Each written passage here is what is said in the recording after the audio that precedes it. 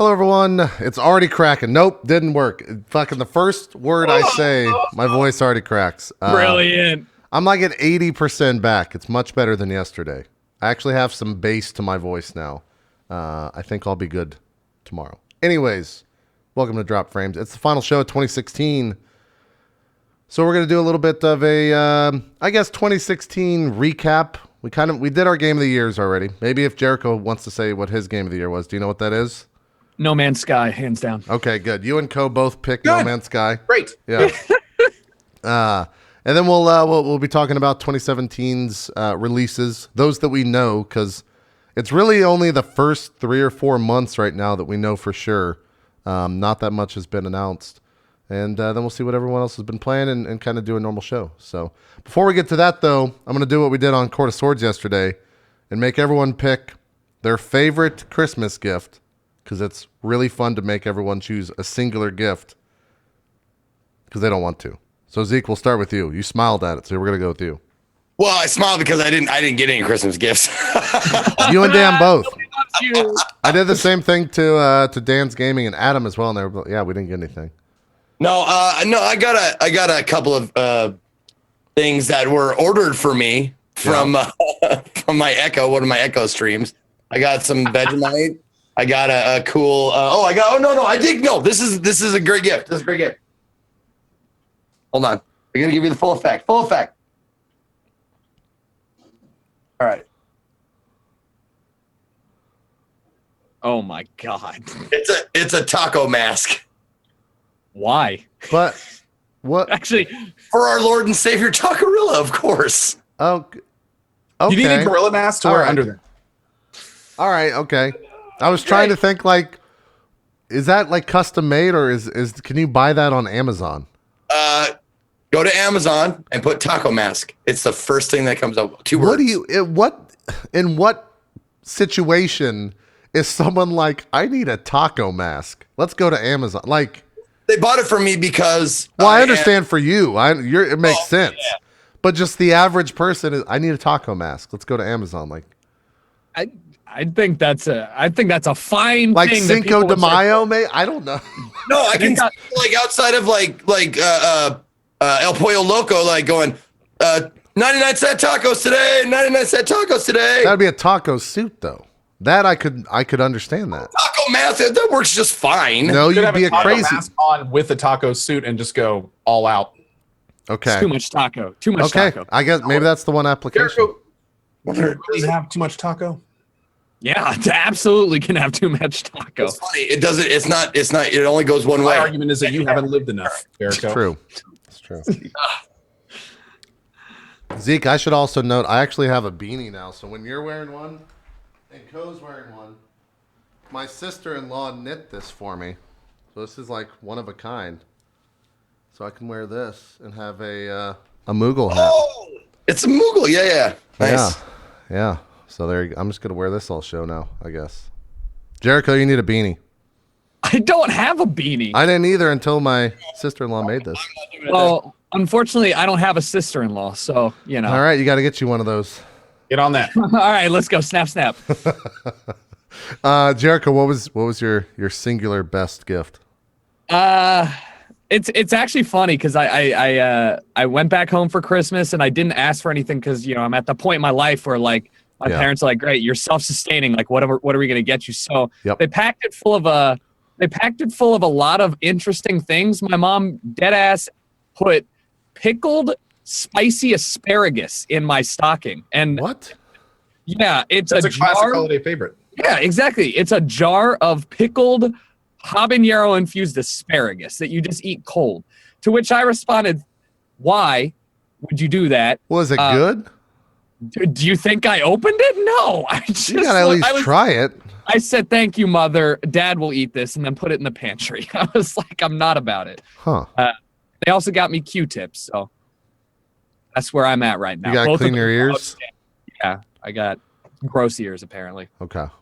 All right. Co, you have a smile on your face, so I hope you have a good answer for this one. I got a few fun things for Christmas. My favorite is probably actually I think I'm wearing it right now. My wife made this beanie. Oh, nice. And it is an alpaca wool beanie. Now, Real my alpaca? experience with wool is that just Real really alpaca wool. It is an actual alpaca wool beanie. And How many it's, alpacas got killed for that? about 40. Holy shit! he That's just awesome. had those on his farm And though. It doesn't matter. little known fact: if you make, most of the time you can just shave alpacas and use the wool, but when you use it for beanies, you actually skin them. So Yeah. yeah. And then there's a process to get their souls infused into it. Mm-hmm. Yeah. Definitely. No, standard stuff. But yeah, so that's probably my favorite right now. And it's So is that just really like what does the alpaca wool do that an American? It's just really, really comfy. Okay, Like I've all got a couple other beanies made with the same pattern. They're a little bit rougher and stuff, but alpaca wool is just it's just super. It's exotic, JP. You ever pet an alpaca?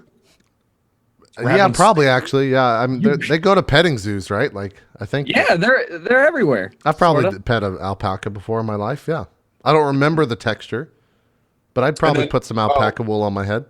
A very close tie also was the Fallout Christmas sweater. That was also Okay. wish I didn't had it. seen that. Do you have that near? No, I don't, unfortunately. Fallout. I need to wash or something. But it's got it's got the Vault Boy little Santa hat on, doing his thumbs up, and like little snowflakes and stuff all around it. It's really cool. It's Let's great. see. I had no idea it existed. So my wife is like, I know you just buy everything you want, but here. I was Is like, this it right here? oh, this is awesome. Is that it right there? No. It actually has the guy on it. Like Man, look at that! Look at that Yeah, that model. guy That's a good one though. dude. Look at that model. Before it. Look at the guy before him. Nice. This guy? Oh, Yeah, he's look at- He's got that the arm guy. up. No. That guy I'm is pretty sure thinking. that's called casual cool. That Like, how did I guy's get here? thinking, how the fuck did I get here? I hate my life. That's Shit. his thought. No. I got it exactly. You ready for this? Okay, all right.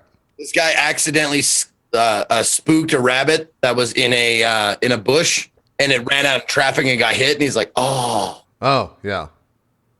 god damn!" A little stretch there. A little bit of a stretch. Can't confirm. But Zeke, I saw it too. That's exactly what it is. Can't confirm. Since we're off topic completely, did you guys see that video of the Tesla that warned the driver? It was on autopilot. Yes. It warned the driver of a crash about 5 seconds before the crash happened. It Or it was about 3 seconds. Yeah, it beeped because it saw the car in front of it brake and noticed that the car directly in front of it was not going to stop in time. So the Tesla alerted the driver and put on an auto brake, and then like literally 2 seconds later, car in front just goes right into an SUV and flips the SUV in front. Yeah. Tesla person's like, okay. Like, Yeah. Fucking, did you it's see pretty crazy, how they man. did it though? That's the future. They bounced radar waves off of the underside of the car in front of it to bounce it and see where the car two cars in front of it is. That's the future. Some iRobot shit. And then as the guy drives by in the Tesla and it's like, oh my God, I can't believe we missed that. You hear that voice, it's like, would you like me to tie your shoes for you too, you dummy? Yeah, exactly. Exactly. It made me want to get a Tesla even more, which is already pretty high up there in terms of me wanting to get one, but I'm not at that point yet. it's pretty incredible, man. Tesla's making big pushes on that. Yeah. If only they could make. Just a few years for self-driving taxi type cars. Yeah. They're already out in a few cities, like as test things. Pretty well. Yeah, I think wasn't there a big deal in San Francisco where Uber was doing it, but it like got into a wreck and they tried to ban it or something? A few months ago, a Tesla, a guy was watching a video in his Tesla, which you are 100% not supposed to do. Like they have warnings in the Tesla, like this technology is not self-driving yet. You have to have your hands on the wheel, et cetera, et cetera. Yeah. Some guy was watching a movie, and this big tractor trailer with a giant white side came at just the perfect time to when the sun was reflecting off of it. Okay. And the truck merged into the lane, and the Tesla just went right under it, and literally just the whole top of the Tesla gone. The guy was killed instantly. But the short answer is, if he had been using his eyes, it never would have happened. But Yeah. It just like looked up at any point, but yeah. Yeah. Well, so kind of sucked. yeah, that's a downer. That's a downer for sure. In other words, we're not quite there. We're not there yet. There's still Yeah. some bugs. Maybe by the time we get to Mars, we'll be good to go. Definitely not the kind of tech you want to be an early adopter for. Yeah. It's just not worth it. We should be on Mars already. We should be on Mars. I agree. I don't. I think if I had a Tesla, I would probably use the autopilot thing as long as I wasn't on a highway. Because once you get up to that's where you're supposed to use it. Is on the only highway? highways and stop and go traffic. Okay. Not like just like fuck it. I'm going in my backwoods streets. Like no, like stop and go on highways. Yeah, just it's for you to like relax. You can have a conversation with somebody and hang out. Just have your hands on the wheel. Yeah, it's got to be so terrifying though to get up to like 60 plus miles an hour and you're actually not driving the car. Probably. I'm saying for me living in LA, I have wet dreams thinking about Tesla in stop and go traffic where I can like recline super far back and know that even if I don't pay attention, it's a 5 mile an hour accident. It sucks, but I'll live. Like I could go to bed and just go straight. Well, forever. that's eventually going to be what happens is people are going to get in their car to go to work and just go back to sleep for an hour. Bed cars. I'm telling you, bed cars. You're not Or thinking commute. of the drawbacks of this. Like, no more fucking car chases with the police. Yeah. No more. No. It'll be like iRobot where they'll have like a manual setting, right? Where you can flip it and the car's like, what are you doing? This is ill-advised. And you can just be like, override. And then you're like, no, I'm fine. And then the car's like, Deploy taser. The cops are definitely going to have a way to shut your fucking car off if we get to the point. It's a dart. It just zaps your ECU and you're done. That's it. The end. They just shoot it onto any part of your car and it's like a little mini EMP and your car's just like Jericho. I've seen the latest Fast and the Furious too. Yeah. I don't know if I was gonna say that's not my source. Are we sure that's real life? I don't know if that's real. Need for Speed Hot Pursuit. Are we sure that's a real thing? That was Need for Speed Hot Pursuit. God, what a fucking mess that game was. What I'm talking about the originals. Fuck you. There we go. Like, dude, you wouldn't believe what cell phones can do. Have you seen Watch Dogs 2? I fucking love it. Yeah. Out of my mouth. You got it first, you son of a bitch. Did anyone here beat Watch Dogs 2, by the way? Did anyone play it to completion? Co, you played it for a while, right? You didn't beat it. I did a sponsored stream for it. Okay. But you didn't go back and beat it, yeah? No. Yeah. The game. I mean, the gameplay was good, but there again, like the reason you'd finish it is for the story and characters and stuff. The reason you'd finish Watch Dogs 2 is literally for the reasons I didn't like it. So, yeah. But I've heard some people that finished it says it kind of ramps up towards the end. I don't know. Yeah, I don't know. It's popping up on some Game of the Year lists, and I was blown away by that. So. I don't know about Game of the Year, but it was definitely multitude steps up from Watch Dogs 1. And considering the fact that I was just so pissed off at that when they asked me to do some videos and stuff, I was like, nah, can I play it before signing the contract? They're like, sure. I played. I was like, I actually had a lot of fun. It wasn't Game of the Year by any stretch of the imagination, but I didn't regret the time, the 5 hours that I put into it, which is a lot for me, you know? Yeah. I did. I think just over 3. And by the time I was done, like I wasn't even doing main story stuff. I was just running around having fun in the world. It's just what everybody does, right? Yeah. Yeah, pretty much. That's what you do in an open world game. I still wish they had gone the other direction with it, though. What's the other direction? They had the Watch Dogs 1 was kind of like the brooding middle-aged guy that was it was supposed to be kind of like the normal world, but a little darker, you know? And instead they went memey with it. Like, let's make it funny and memey and culture. Welcome to DeadSec. We're fucking I know. There are pins of our hack achievements on our fucking runner bags. Yeah. I gotta admit though, I kind of wish they went the polar opposite of that. I kind of wish they made it like really dark and kind of very adult themes and like the city's falling apart and like not like this kind of do what now? I said maybe they'll learn next time because they literally took Scientology and like any hot like I went on 4chan and did some research. These are the things they don't like. Let's roll it into a video game. Like that's what they did. I'm with you, man. If they had like some crumbling dystopia where like you're the actual vigilante trying to hold it all together. Cyberpunky a little bit. Like 2035, 2040.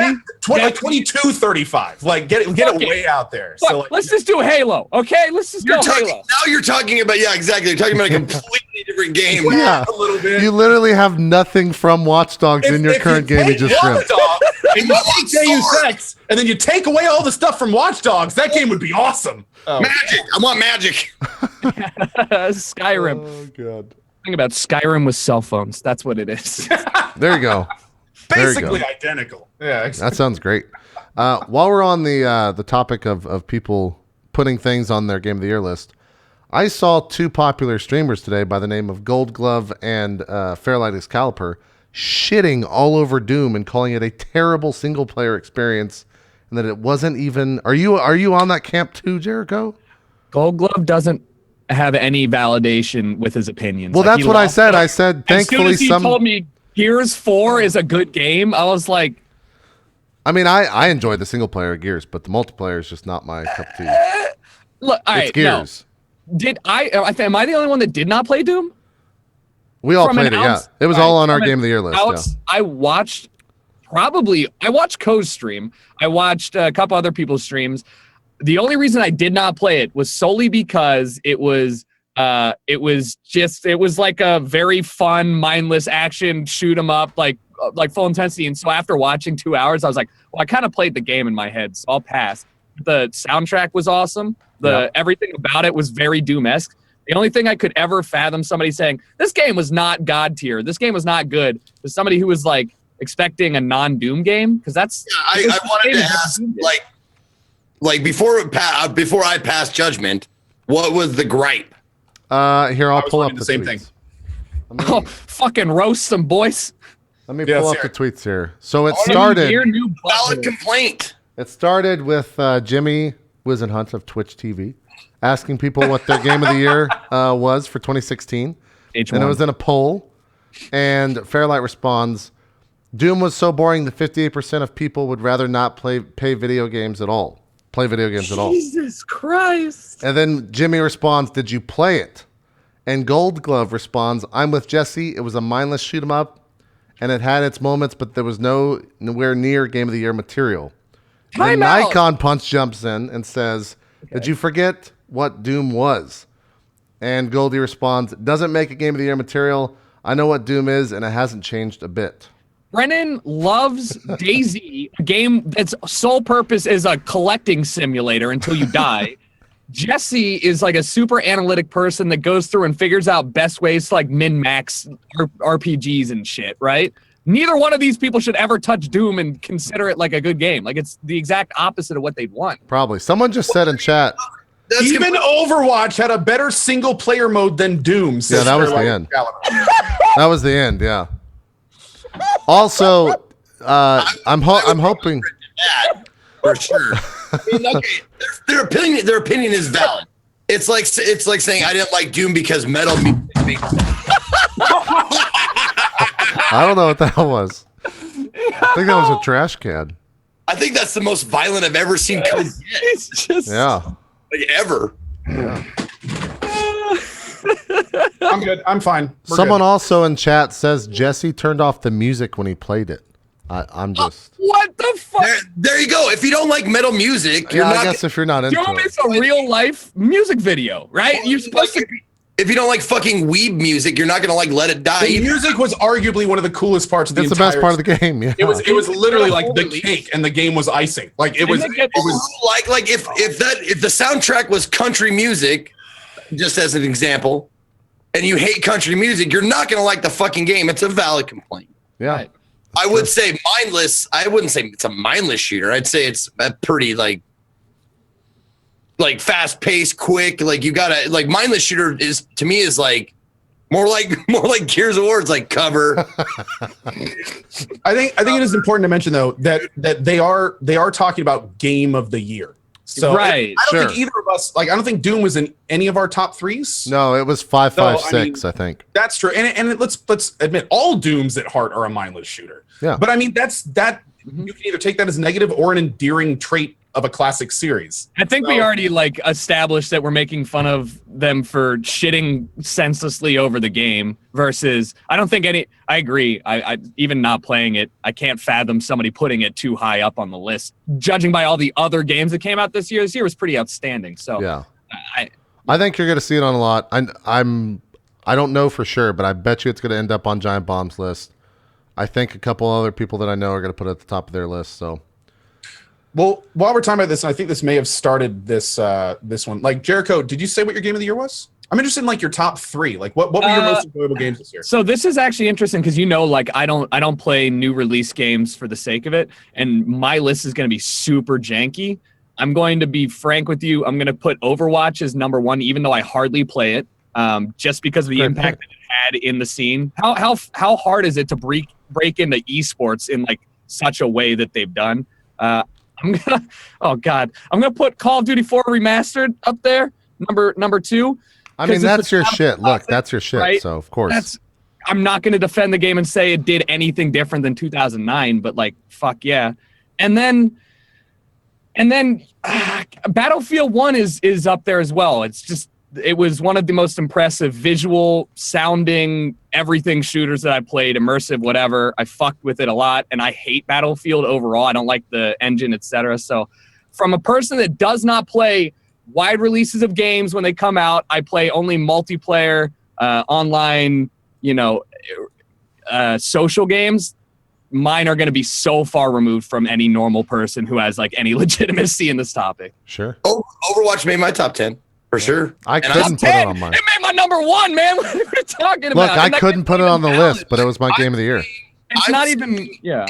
It's so good. Even someone like me that is completely plays nothing like polar opposite of you, Jericho. Like completely polar opposite. I hate multiplayer games because I'm not competitive. I mean, excuse me, I am competitive, but I can't compete because I'm bad, and it makes me angry. Right. But Overwatch was so good and so inviting to even people like me who, for like I've said it over and over again, I had a role to fill, and I could do that successfully and help the team, kind of a thing. That's why it made my list. Yeah. Yeah. That was a trap question. It's all good.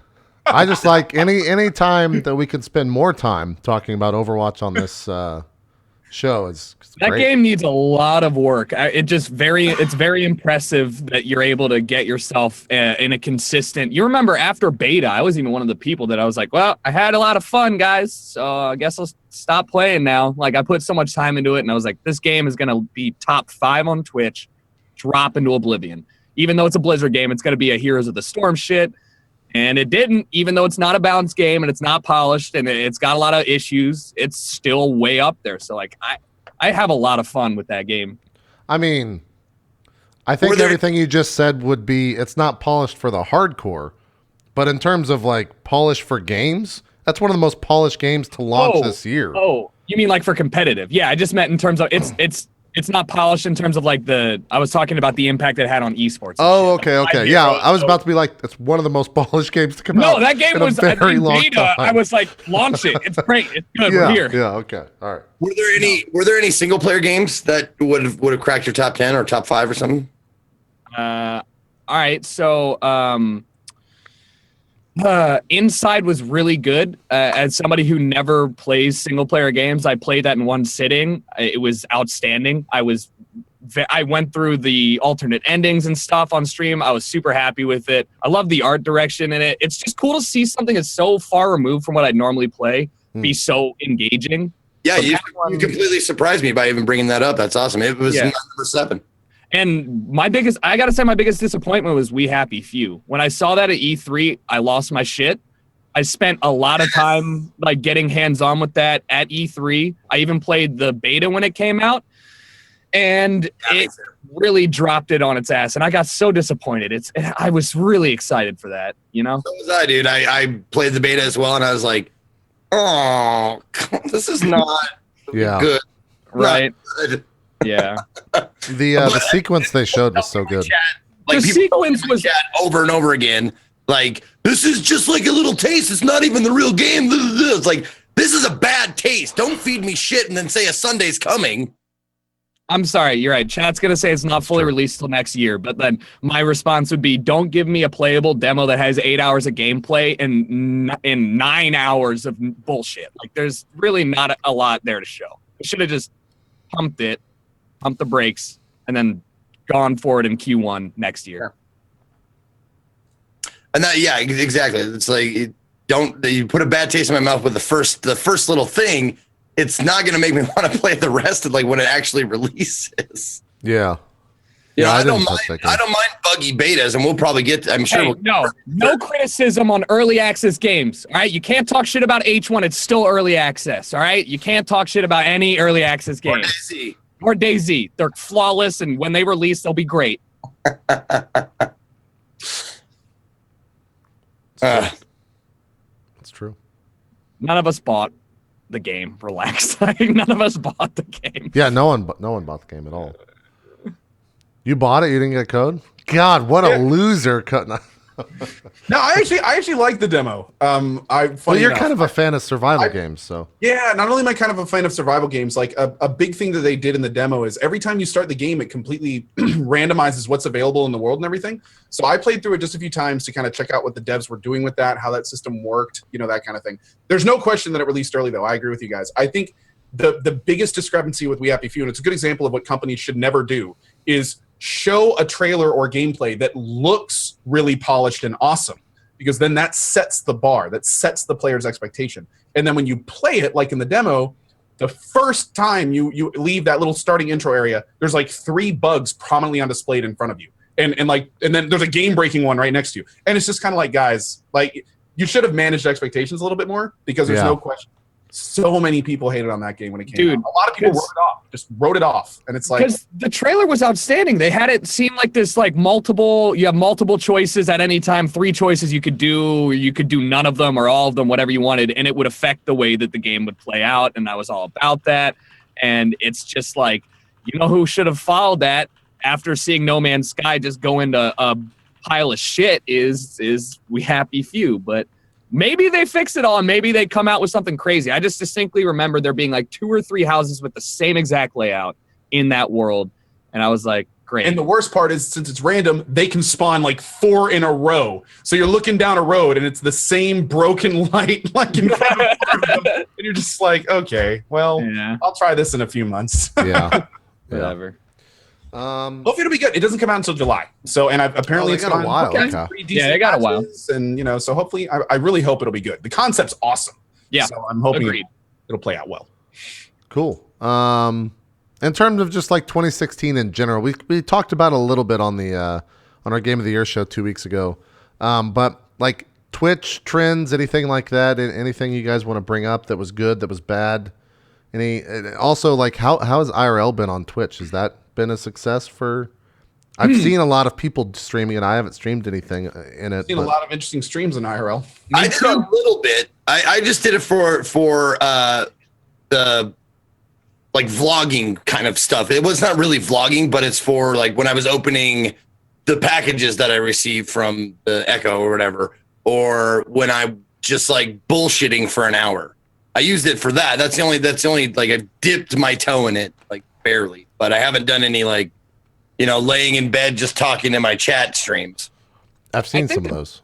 I think the biggest trend for Twitch is them moving towards the JTV. All right, hold on. First off, not moving towards JTV. Twitch is nowhere close to JTV. It is a completely different thing. And even though they could add 400 categories non-gaming, it's not ever going to be as bad as JTV was. And if you were ever on JTV, you know just how miserable that experience was. So, yeah, as Zeke could back up. So, Wild West, baby. Mirko, did you do Justin TV? I did. I actually did Ustream before that too. That's so where like, I was. Yeah. Yeah, it was. We were out there, but like there were no rules.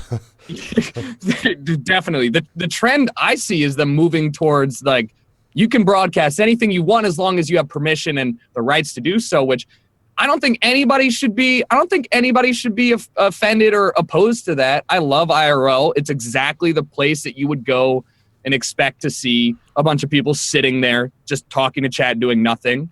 And that's wonderful. Same with social eating. Like, fuck yeah, give me more things to do when I don't necessarily want to sit down and watch a game. That's my favorite trend, is Twitch opening up its arms and being like, we'll stream this music and we'll let you guys do this. And, we'll release the restriction on eating your fucking fat ass full. Like, I don't know, but I'm all about it. Yeah, and I think this was mentioned before, but as far as the comparison to JTV, we saw what happened. Like, JTV started with everything, and then gaming blew up out of that. We're starting with gaming, and we've seen what happens when other categories pop up, like music. It was like, oh, fuck, music. This is a gaming channel. And then music went, whoop, and it has its own little, like, loyal but smaller section. Yeah. Social eating was like, what the fuck? Oh, it did the same thing. I think IRL is going to do the same thing. It's going to be like this. Oh God, this is going to. Oh, it's going to have its own little compartment. But gaming still going to be the focus. And more importantly, I think like Erin kind of nailed it on the interview that we did when she basically said like IRL is not to attract new IRL streamers. It's cool if it does that. And if, vloggers from YouTube want to come over and start doing stuff, that's great. But it's more for the people that are already on Twitch to be able to do more of what they want to do on Twitch. Right. It's not like, and I've been watching the numbers for IRL.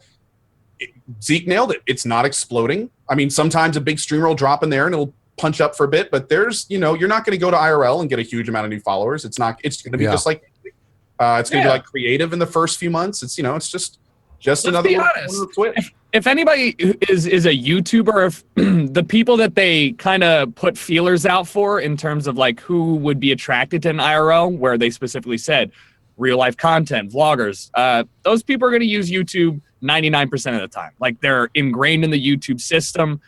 Starting on Twitch is interesting for somebody that has such a large following on YouTube. And at least it is right now. And it just doesn't make, you nailed it. It's not for people that are trying to come in and introduce themselves to the ecosystem. It's for people like me who's like, sometimes I get really drunk and I just want to sit there and talk. Where I'm not gaming talk shows, no, but IRL, yes. So, yeah, I'm watching Bajir right now doing his back day lifts. That's all. Those are cool. Yeah. The lifting streams, I'm all for it. He's in his garage with his little workout thing. Him and his wife, they're just working out. There's been a couple of aerobic streams in there too that have been pretty cool. Like it's basically what you'd see on like an aerobic show, except they're interacting with chat the whole time and like, hey, what do you guys want to work on next and stuff like that. Yeah, it's pretty wild. Yep. Yeah, I'm trying to. I saw in terms of like big streams. I think some of the bigger ones. I think Gronk was doing a like holiday show over in the middle of December. There were a lot of giveaway streams on Christmas. Yeah, like just that's all the stream was doing for the entire day was giving stuff away, and like they were just sat in IRL and did it. And now that's an avenue for that. So they don't have to do awkward game show stuff now when they do that. That's true. We're gonna play Mario Kart, which means we're just gonna leave it on. It's just gonna be paused in the background for 4 hours. Yeah, exactly. Hey, don't talk about league streamers like that. Exactly. It. I don't know. It seems fine. I don't think it. I wonder how internally for Twitch if it's doing what they expected it would do, or if they're worried that it's not doing anything, or like if it's not doing anything, it's too early to tell for them. I don't know. It seems like it's fine. I don't think anybody should have a problem with it. It's more content to the site. Yeah. Also, Zeke, thanks to Twitch, I know that you just tuned in to Bajira. Because it said your friend is watching.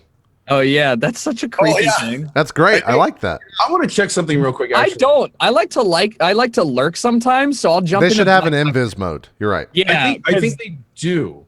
Do they? Is it the orange away button? If you click on, like right down at the bottom left of your screen, if you click on online, there's a box that says share my activity. And actually, I want to test this right now. I'm going to go into his stream too. And tell me if it, because we're friends, JP, tell me if it actually shows you that I'm in there when I get in there. Okay, let me know when you join. If that's how it works. Oh, where is IRL? Dan, it's far down the list, man. Yeah. Bajira is number one right now with. Stardew Valley has more viewers than IRL right now. Yeah. Okay, there we go. Yeah.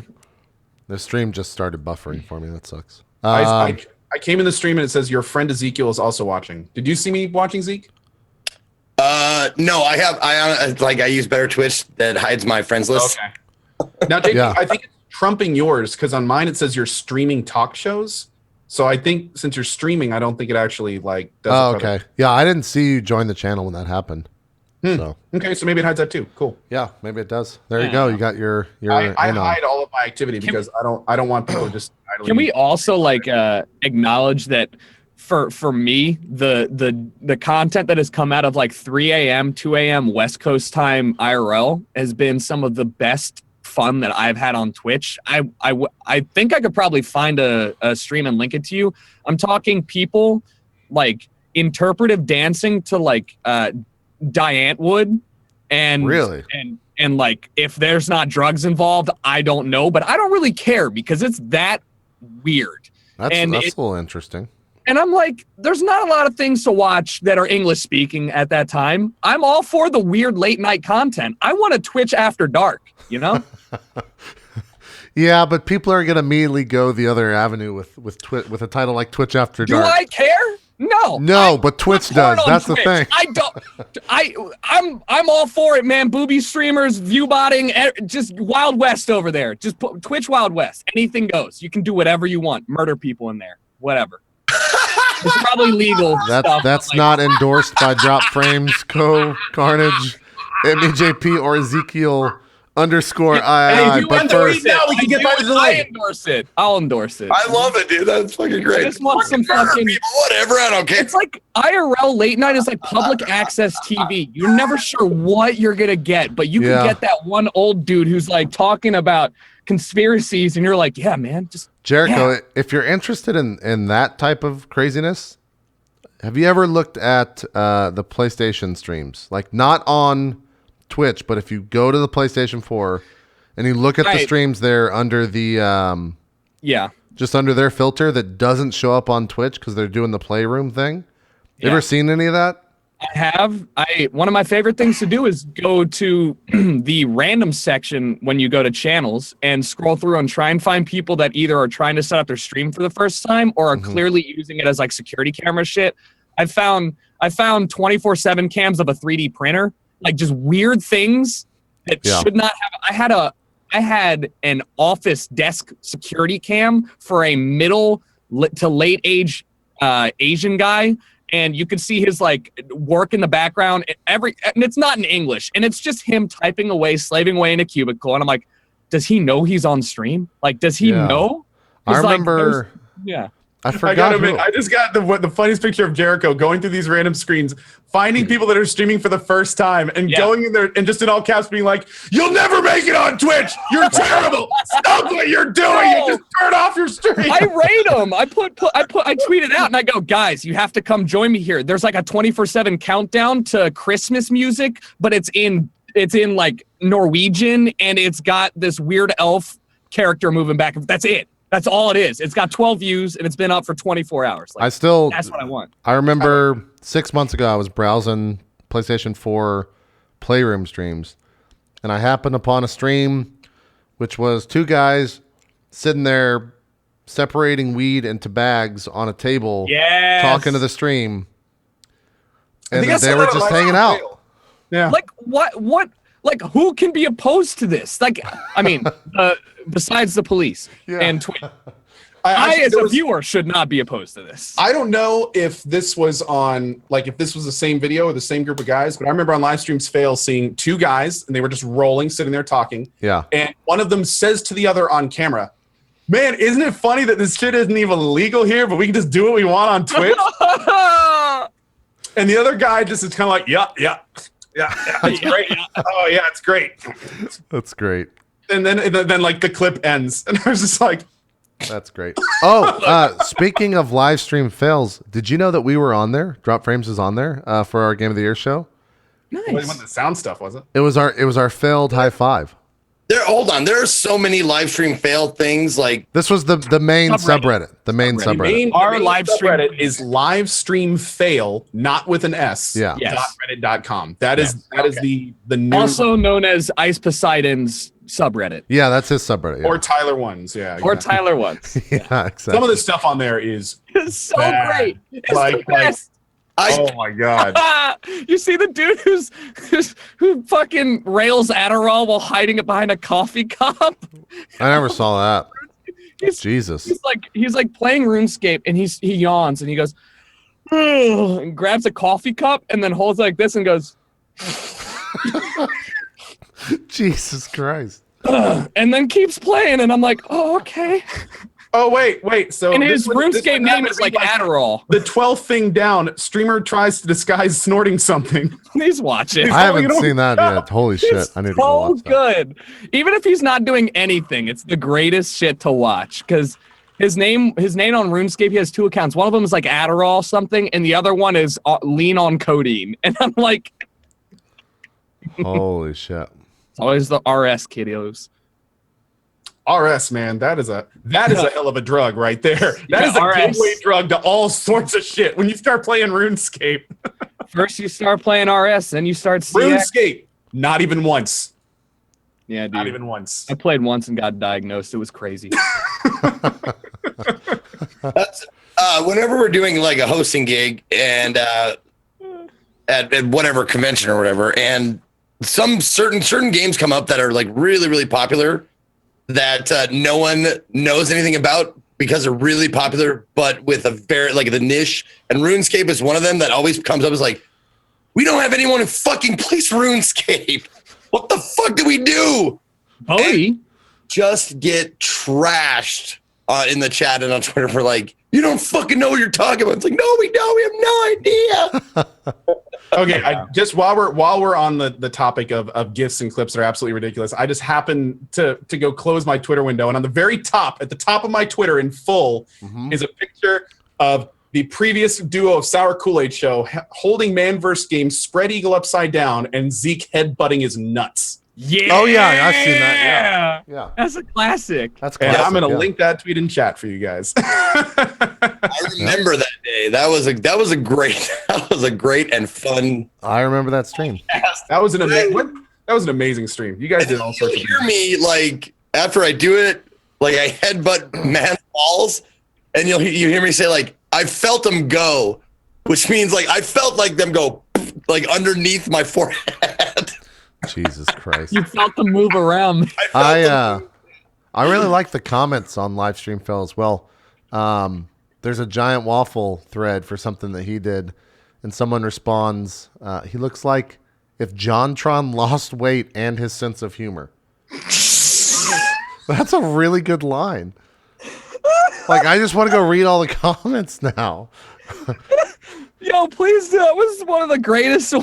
That's like a really good line, man. Jesus Christ. I mean, they said some shit about us too when we were on there, and they were all funny. They were savage, just like that, but it was good. Oh, dude, I've been on there a few times. It's been real bad. Yeah. I don't think. Am I the only one? I don't think I've been on live stream fails. JP, you want to do it? I'm going to do a quick subreddit search. You I know Brandon's been on you it. might have been. I make a lot of fail lists. I don't know if I'm on the main one though. You definitely are for when you broke your keyboard when you raged. Darkest Dungeon is on there. There's a few like I get tweeted at from fail stream like sites or whatever quite often that's saying like, hey, you made the top 10 of the week or you made the fucking top 10 of the year or whatever the fuck. It's usually me acting like a child and breaking. The tooth was before live stream fails was a subreddit chat. I just searched on it Jericho. I like any combination of my name doesn't work, but like I guess that kind of counts. That shit still makes the rounds on television. Oh. What was that exactly that happened? My tooth falling out during a Evolve sponsored stream. How have you not heard, remember that. seen that, or anything? You crazy, Toe. Here, I'll link you the GIF. It just fell out? It was a temporary crown because I had half of a tooth. That part fell out, got the temp crown, waiting for the new one. Streaming Evolve, falls into my mouth. I choke on it, cough it into my hand, and I look at and I've got this little tooth. And I'm like, well, we're going to play with our little tooth now. Yeah. I remember when that image went like Goldie and that crew just used it nonstop. By the way, Co, this is the only thing I'm on live stream fails for right here. This is kind of spoiler for Final Fantasy 15. I'm just throwing that out there. This is the very end of the game when you get to choose your certificate. And so they put it up there. And here's the image that they went with. Or that I went with. It's the giant nose. That's what I was trying to tell you guys during the Game of the Year show. So there you go. Really, really feeling that ending, weren't you, JP? Yeah. No, I mean, Really look, invested. I didn't know. It was like choose a photo. And I was like, well, that's a pretty good photo.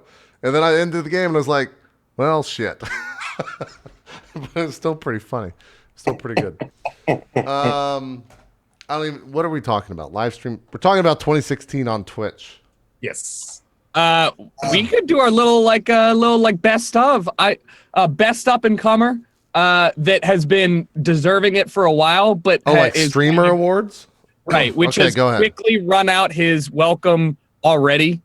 Is Manny. Manny's been doing the dog shtick for like a year and a half now. I've been following him for ages. You know, the one true Manny. He's got I never the watched them.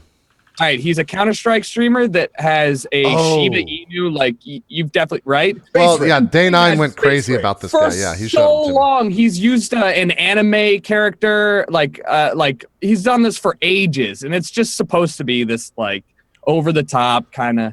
You know, it's a very split group of people that like it and don't like it. I like it. I'm happy about it. It's fun, but like he was definitely the quickest blow up and shut down I've ever seen. Yeah. Did he shut down? No, he's not shut down. I'm saying his thing went viral on Reddit. He got like 6K viewers. Now he's down to like 3K.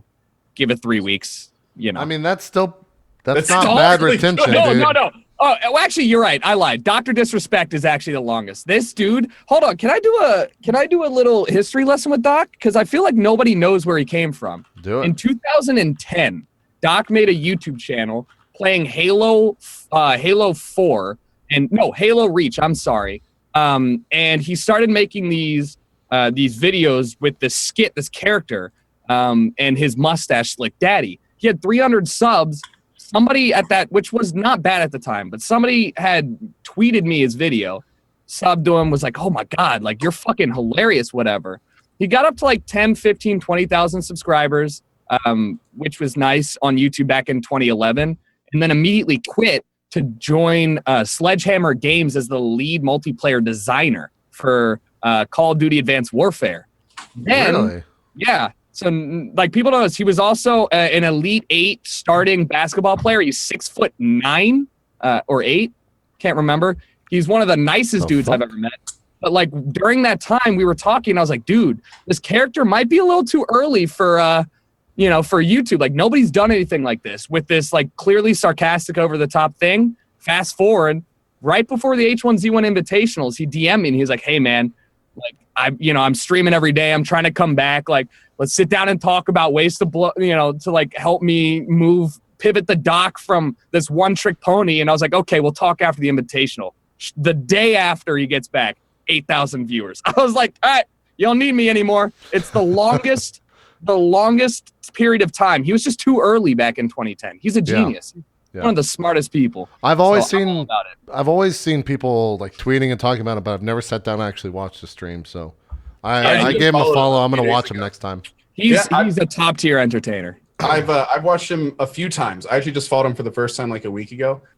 It is a very committed, like the whole show is around this character that he does, and it's great to see something like it on Twitch. It's kind of like it's like what Future Man does. It's like what Benny Fitz does, but he is the best gamer in the world, and it's so kind of like pure ponage-ish.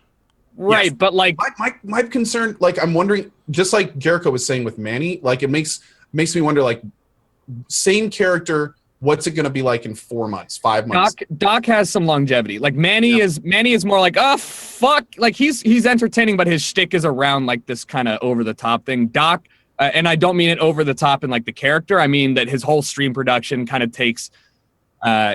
It's a whole package. Doc himself has got a shelf life of the same as any one of us. Like his character can adapt. He's give himself enough room where he can move to game to game. He played CS. I was more talking about like the not necessarily Dr. Disrespect the streamer, but I meant his character. Like no, that's what I'm saying. That's it. When I say Doc, or do you think it's gonna like stay what it is and kind of just go and kind of grow out of that? You need to like Tyler 1 is still with this like I am over the top the best gamer shtick, and that's not going anywhere. Doc does it in a comedic fashion. He's got, and I know based on his like previous stuff, he's got good production skills and good acting skills to the point where like I don't see Doc the character disappearing at all. He might change the way he uses it, but the character itself's not going anywhere.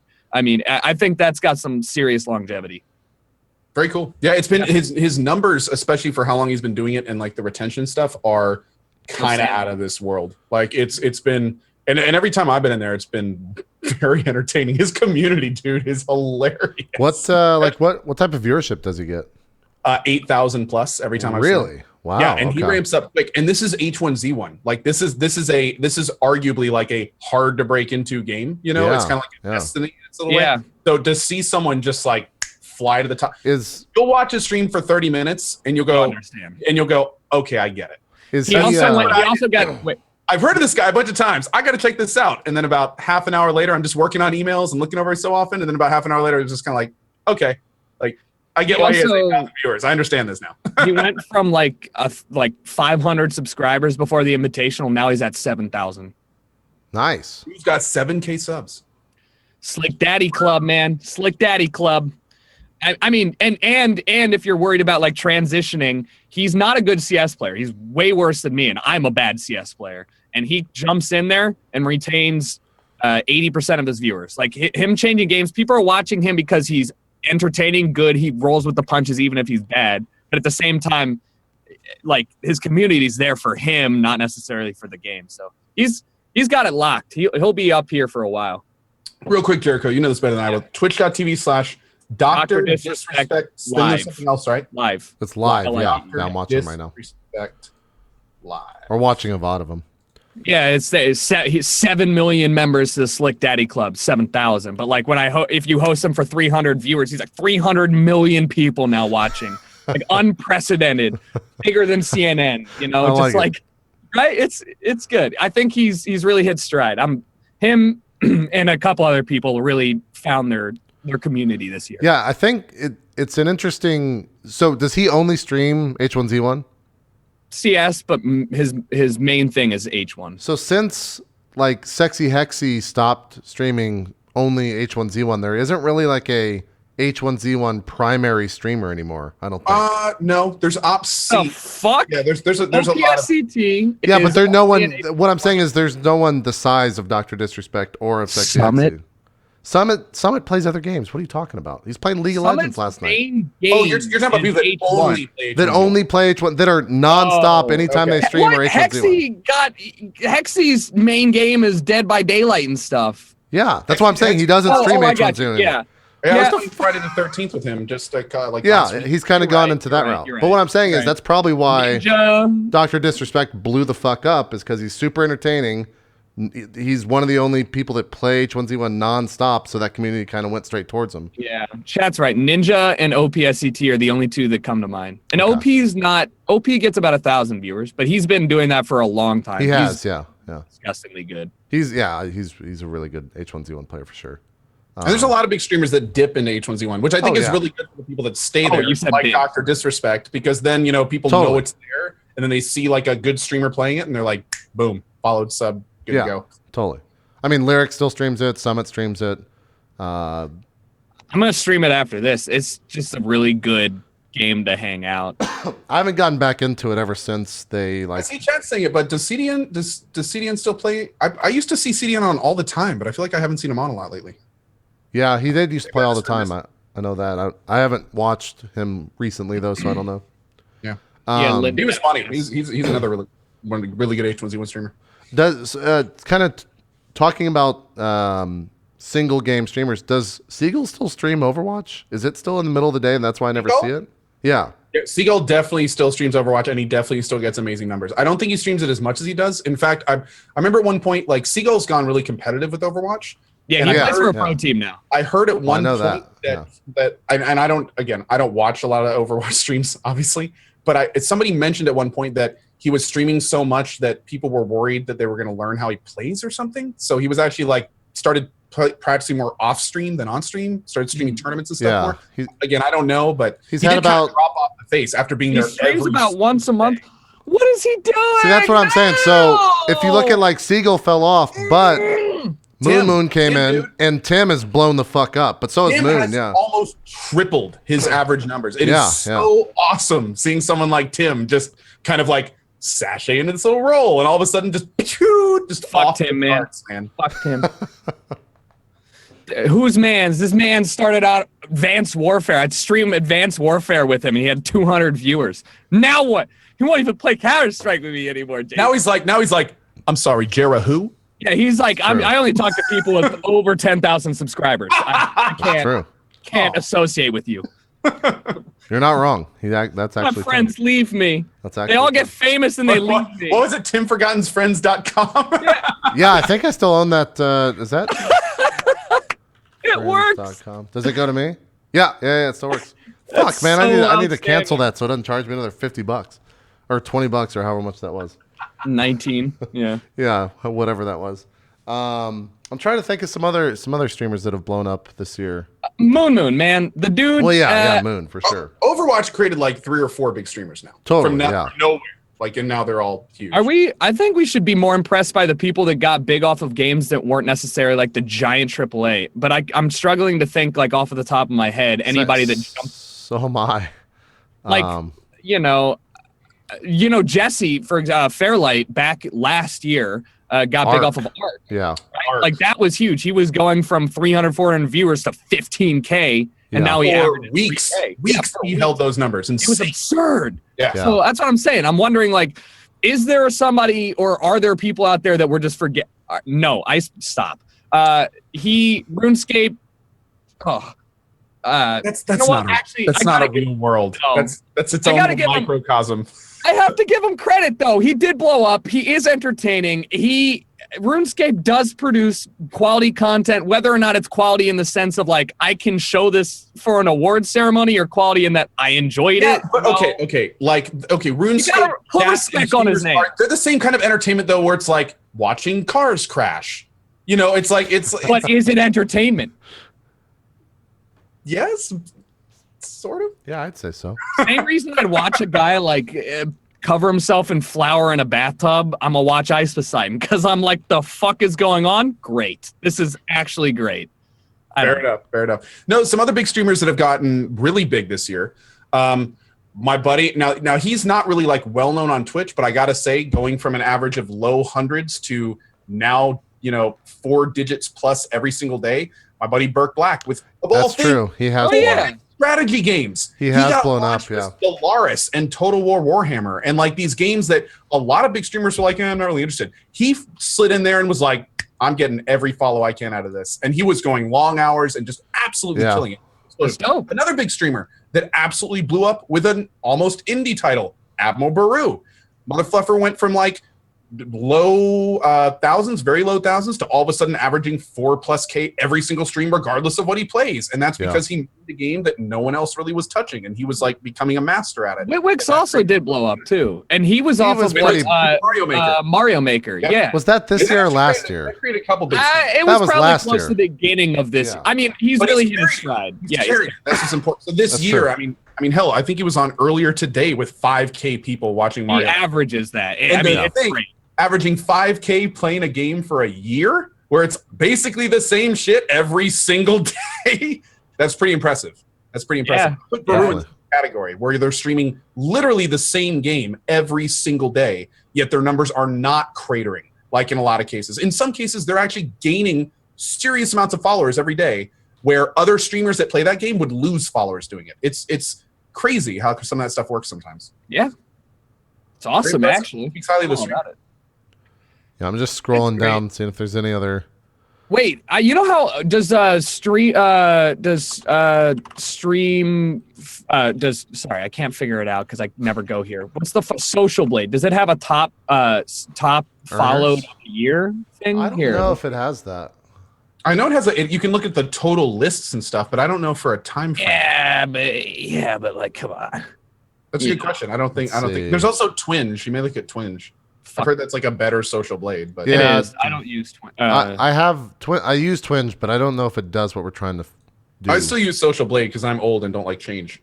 I hate, it is what it is. I still hate Social Blade from my YouTube days where it's like, hey man, you make between $1 and $17 million a month. Like everybody's like, dude, you make $17 million? That's so funny. So there is. So it just has top 50 followers and top 50 viewed, but that's just like overall.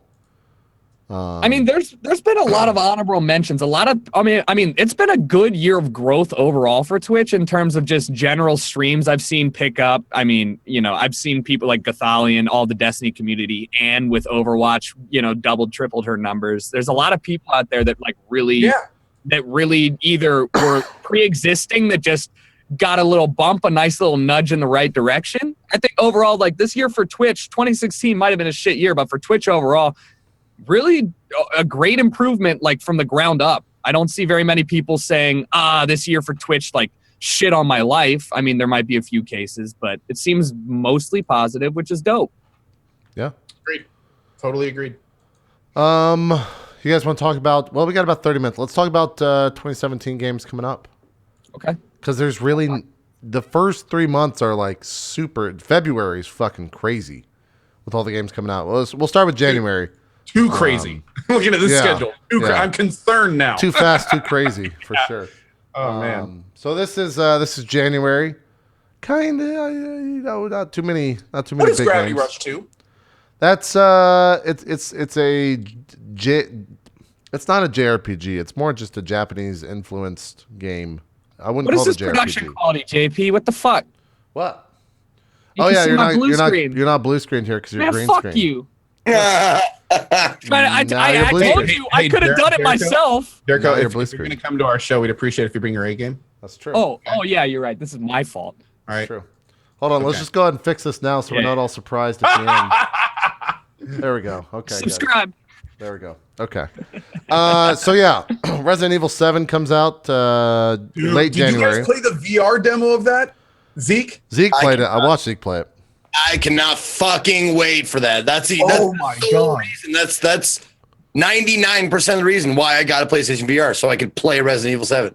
Dude, I played probably 6 or 7 PSVR games. Resident Evil 7 was in a league of its own. That was one of Really? the most fun VR experiences I've ever had. Oh, absolutely. Like you go into a new area and you're just like turning your head slowly, looking at all these places, and you know some shit's gonna happen. And then something like the crazy part is it's all 3D audio. So you'll actually hear behind you like something start creaking. And as you turn your head while it's creaking, the sound will like move to be right in front of you, and you'll just see like the doors slowly close, and you're just like, oh hell no. Like it's awesome. It's really well done. They really nailed it with not only with the sound effects, but with some of the characters. We'll say some of the characters in it are fucking spot on. They're not because they don't over the top. Like they don't like try to make it like a clown. It's really scary because it's a fucking clown. No, it's a regular dude that looked like he might chop your head off and wear it as a hat for a while. Oh, this part. Oh. Yeah, this is what I'm talking about, The dude. first time I came into this room, dude. Yep. No. This is exactly what I'm talking about. This is one of the first experiences where you go like, okay, I'm gonna get out here and There he is. Oh, there he is. I really wonder if they're going to be able to keep this up over the course of an entire game. Yes, bro. Have you not involved yourself in some horror VR? Because like this shit could look like Minecraft is gonna scare you. Like Yeah. it doesn't matter. It's the fact that you're You just think they will? immersed. Well, yes. It's not even like playing a scary game where you're the character and you're controlled. You are the character now. It's so much worse. I can't. It's a little too much for me. I got to be honest with you. I'm a puss. You know. Can't do it. I found it like it was. I love scary games normally. This was a completely different experience. It was everything I kind of wanted from scary games, but had never had the opportunity to have. And then it's like there it is, and yeah, it's really cool. I can't recommend this game more in VR. no, it's gonna. I'm really super excited about this. JP, is that like where other things can go based on this? Right. Yeah. also Zeke? I don't know about what you thought. I was stupid impressed with the graphics. Especially for VR. I'm so used to having like cell shaded VR games where it looks like Borderlands or just really simple graphics. And then to play this, and it actually felt a lot of times like you were walking through this old dilapidated house. And also, it's not blurry, which a lot of VR games suffer. Even if they have super great graphics, when VR. they get fucking blurry, and it's terrible. This was crystal clear and just fantastic. And like I hope you're gonna go. Oh damn! I was gonna hope you were gonna go into the kitchen. Like when you go wanna into the see the kitchen, pot? like, there's so many things to look at, and it looks just like a kitchen that has been ransacked and left to rot for years. They did a great job. Oh, here we go. Awesome. Yeah, you can see like the cans and stuff, and the shades are all messed up, and there's crap all over the floors. Everything's open at different angles. Like it's a lot of little details add up to a really good experience. Yeah. I'm just curious, like I said, to see if they could keep this up for like an entire Resident Evil game, because this started out as a tech demo and it wasn't supposed to be a full game, and then it became like a preview thing, And then they launched this demo to like preview the VR. So I don't know. And with this game actually raises some really interesting questions about the release, because something a lot of people didn't know about this game, and I didn't when I started. This game actually has 4 different endings, and depending on what you do, depending on how it depends on how it ends. There's one particular ending that takes 37 steps that you have to do meticulously to get properly. Yeah, I watched Zeke do that. And stuff you have to do. So it's. A lot of people have now gone, is this how Resident Evil is going to be? Is it going to be like this weird choose your own adventure thing where it can end a lot earlier than the real ending? And are we going to have to use like walkthroughs and shit to get the real ending? Like it's a lot of people are kind of a little confused about that. So I really hope they don't go that route, to be honest, because you never like that feeling of finishing something and going, okay, well, what did what's all the shit I missed? And, how many times I have to do this again? And then it gets to the point where you're just running through it to see a different ending. And that kind of ruins the experience in a lot of ways, I feel like. Yeah. Because then you're just running through shit that's really supposed to scare you because you're trying to get to a point that, you screwed up before. And I don't know.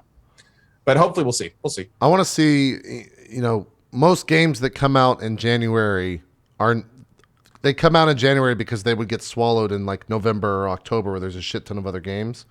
So I want to see if this does, when it's put under a microscope and there's not that many other games coming out around it, like how it does in terms of sales, how many PSVR units it pushes out there, because then we get more VR support. We get more VR games of this caliber. That's what I'm most interested in. I probably won't play it. I'll probably watch other people play it. But I don't. Again, I've never been a big horror fan in general, and when it comes to games. And putting a VR headset on just amplifies this by about 1 billion. So I'll just watch people play it for sure. I just want to be there when and if you do a VR horror game. I just want to sit there next to you and just enjoy it. Just breathe on my neck as I'm playing. That type. Is there anything we could do, JP, to make you play this game on stream in VR? Yes, please. I don't know. We could maybe like make an event around it or something like that. But I knowing your complete soul crushing evasion to these types of games, I would make time to watch that, and I don't do that for weeks. I mean, like, that'd be a lot of fun to watch. The other thing too is with horror, like my reaction. So here's a perfect example. I sat through like the entire movie The Grudge in the theater, and I was laughing because that's how I react to like being scared. Is I laugh to get rid of the feeling of fear. And so I don't go to horror movies anymore because I'll just sit there and laugh in the theater, and people are like, shut the fuck up. That's like, what fine. the fuck are you doing? You're not gonna even if you're laughing, you're still gonna get scared shitless. Well, yeah, for sure. Yeah, you'd like it, man. You'd like it. We'll see. I mean, you wouldn't, but dollar signs. I would give JP $100 to finish Resident Evil 7. $100. I'll match that, dude. 200 buckaroos. Oh shit. Finish. I'm it. 300 buckaroos. $300. But our Twitters have to be stacked in the corner of your stream at all times. Oh, so it's not now. It's sponsored. Oh God. Yes. We'll have to drop a contract. Sponsored by Your man's gotta eat. and Ezekiel Enterprises. Yes. See, Hit this link. Hit this That'll be the cheapest he's ever worked for. You know that. Right? That's true, yeah. $300, the hell? The funny thing is, the same day that Resident Evil 7 comes out, my JRPG jam comes out with Tales of Berseria. So I'm going to be playing that while you guys are playing Resident Evil 7. Tales of what now? It's just another Tales game. It's a new PS4, also on PC. Did you never play Tales of Exilia, Co? I haven't played Tales of shit. Yeah, I thought you played that when it first came out. Or no, I'm thinking of the Star Ocean game. Sorry. Yeah, I played the original Star Oceans. I played a lot of those games in the past, but nothing recent. I gotta say, Final Fantasy 15. It is proven to me that I can still thoroughly enjoy a JRPG, which I got to be honest, I was concerned about after Star Ocean and Xenogears and those games. Like I thought maybe for a minute that I had lost the fire for JRPGs, but damn if Final Fantasy 15 didn't pull me back in. So, although I got to admit, Tales, I do have a threshold of anime that I can. Tales is straight anime. Yeah, so Tales is 100% bullshit anime that I enjoy. So yeah. So you have like a weeb break limit. I have a weeb limit. Yeah, I do. There's like this little gauge in the back of my mind, and once it fills up, I just go, nope, done. We're done. And for me, for Tales games, that's like watching the intro for a Tales game, where I'm just like, Oh, Dude, I love the Tales intros because I call all the bullshit as I've played so many anime games that I know the second I see a character, I'm like, well, that person's got amnesia. That's the bad guy right there. He's probably gonna turn into something else. That's a good guy, but you think he's bad the entire like. They do a very bad job of portraying the characters that way. I'm sorry, I always get this wrong. Xenoblade. Did I say Xenogears again? That's always good. So. That was my first Xeno game, so it's always that's what I remember. So Xenoblade Chronicles X. There we go. Not to be confused with Lord Xenu.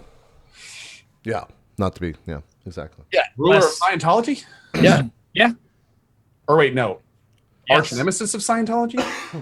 Lord Xenu was the guy that dropped the nuke in the volcano, right? I don't know. Forget it. I don't want to get sued. Forget it. Erase. Well, it looks like we have a lot to talk about. I have some pamphlets and some reading that I'd like you to take a look at. Wait, Zeke's a Scientologist? This explains. It explains so a much. lot. Yeah. Besides that, though, besides those two games, are really for most people that one game, Resident Evil 7. January's kind of light in terms of stuff coming out. What is Urban Empire? Does anyone know what that is? It's a PC game. Yeah. It's a sim. It's a city builder. Oh, yeah. It's a city ruler. I'm out. Yeah. What is Yakuza 0? Yakuza. So Yakuza is actually like a very long, storied franchise. I was that gonna say, doesn't I've get heard of- it doesn't get very many, or it has as of late started getting a lot of ports. But this is it's. I think this is a remake. Let me confirm. I've never played them. I've seen them played, but I've never actually played them. Let's see. It came out in Japan on March 12th, 2015. So it's basically just a game that's finally getting ported over after 2 years. Hooray! Yeah. But it's kind of an adventure game. I don't know. A lot of people are into them for sure. And then what is Divide? Divide? Divide PS4 31st. Or are you looking at the Sci-Fi wiki? Adventure Divide? Wait, sci-fi adventure. Oh, wait a second. I think I've heard of this. I think this is really. Oh no, it's not what I was thinking. It looks pretty cool, but it's not what I was thinking. I hate This when is you- like the CRPG-ish, sci-fi, cyberpunk-ish RPG game coming out. I've heard of this, but I haven't heard a lot about it. Okay, you're looking at this list. There It's we go. kind of like old school Syndicate. That's kind of Yeah. interesting. It's like an action shooter top-down thing. It looks kind of interesting, but it's PS4 only, and it's the PR for it has been really minimal. So There's also a new Dynasty Warriors game coming out for all you Dynasty Warriors fans. Yeah. I didn't know that. care. Wait, when does the new Power Rangers movie come out? Why is there a Power Rangers game coming out? okay, is it true the new Power Ranger movie is angled towards adults? Kind. People are telling me it's like dark and like there's Kinda. adult themes and Kinda like it's definitely trying to be what Transformers is. I would say it's like Transformers is geared towards adults. no, but it's I'm ignoring what Co said there. I'm just saying it's trying to be Oh. Transformers. Gotcha. Like Okay. it's geared towards all audiences, but it's The definitely Pink Ranger is not getting naked. I'm not seeing it. that's true. I'll be honest with you. Amy Jo Johnson, man. She actually does have nudes out though. Isn't she? No, the to Yellow the Ranger. Googles. Oh, it's you're right. It's The Yellow Ranger is the one that died, right? Okay, little known fact. I think the Red Ranger from the original Power Rangers, have you guys heard about this? Joined a gang, hijacked a yacht, strapped the owners to an anchor and threw it overboard, and then got arrested and put in prison for first-degree murder. I didn't My know that. dude. I know that. I think the Yellow Not Ranger. the reaction I was expecting. Yeah. Oh, here. By the way, Bryan Cranston of Breaking Bad is Zordon in the new movie. By the way, Great. so they've got some actors of value in the movie as well. Moving along to February. This month is pretty packed. Starts off with Neo on the 9th. For Honor on the 14th. Sniper Elite 4 would probably be somewhat decent game if you're into the Sniper Elite series. Halo Wars 2 on the 21st.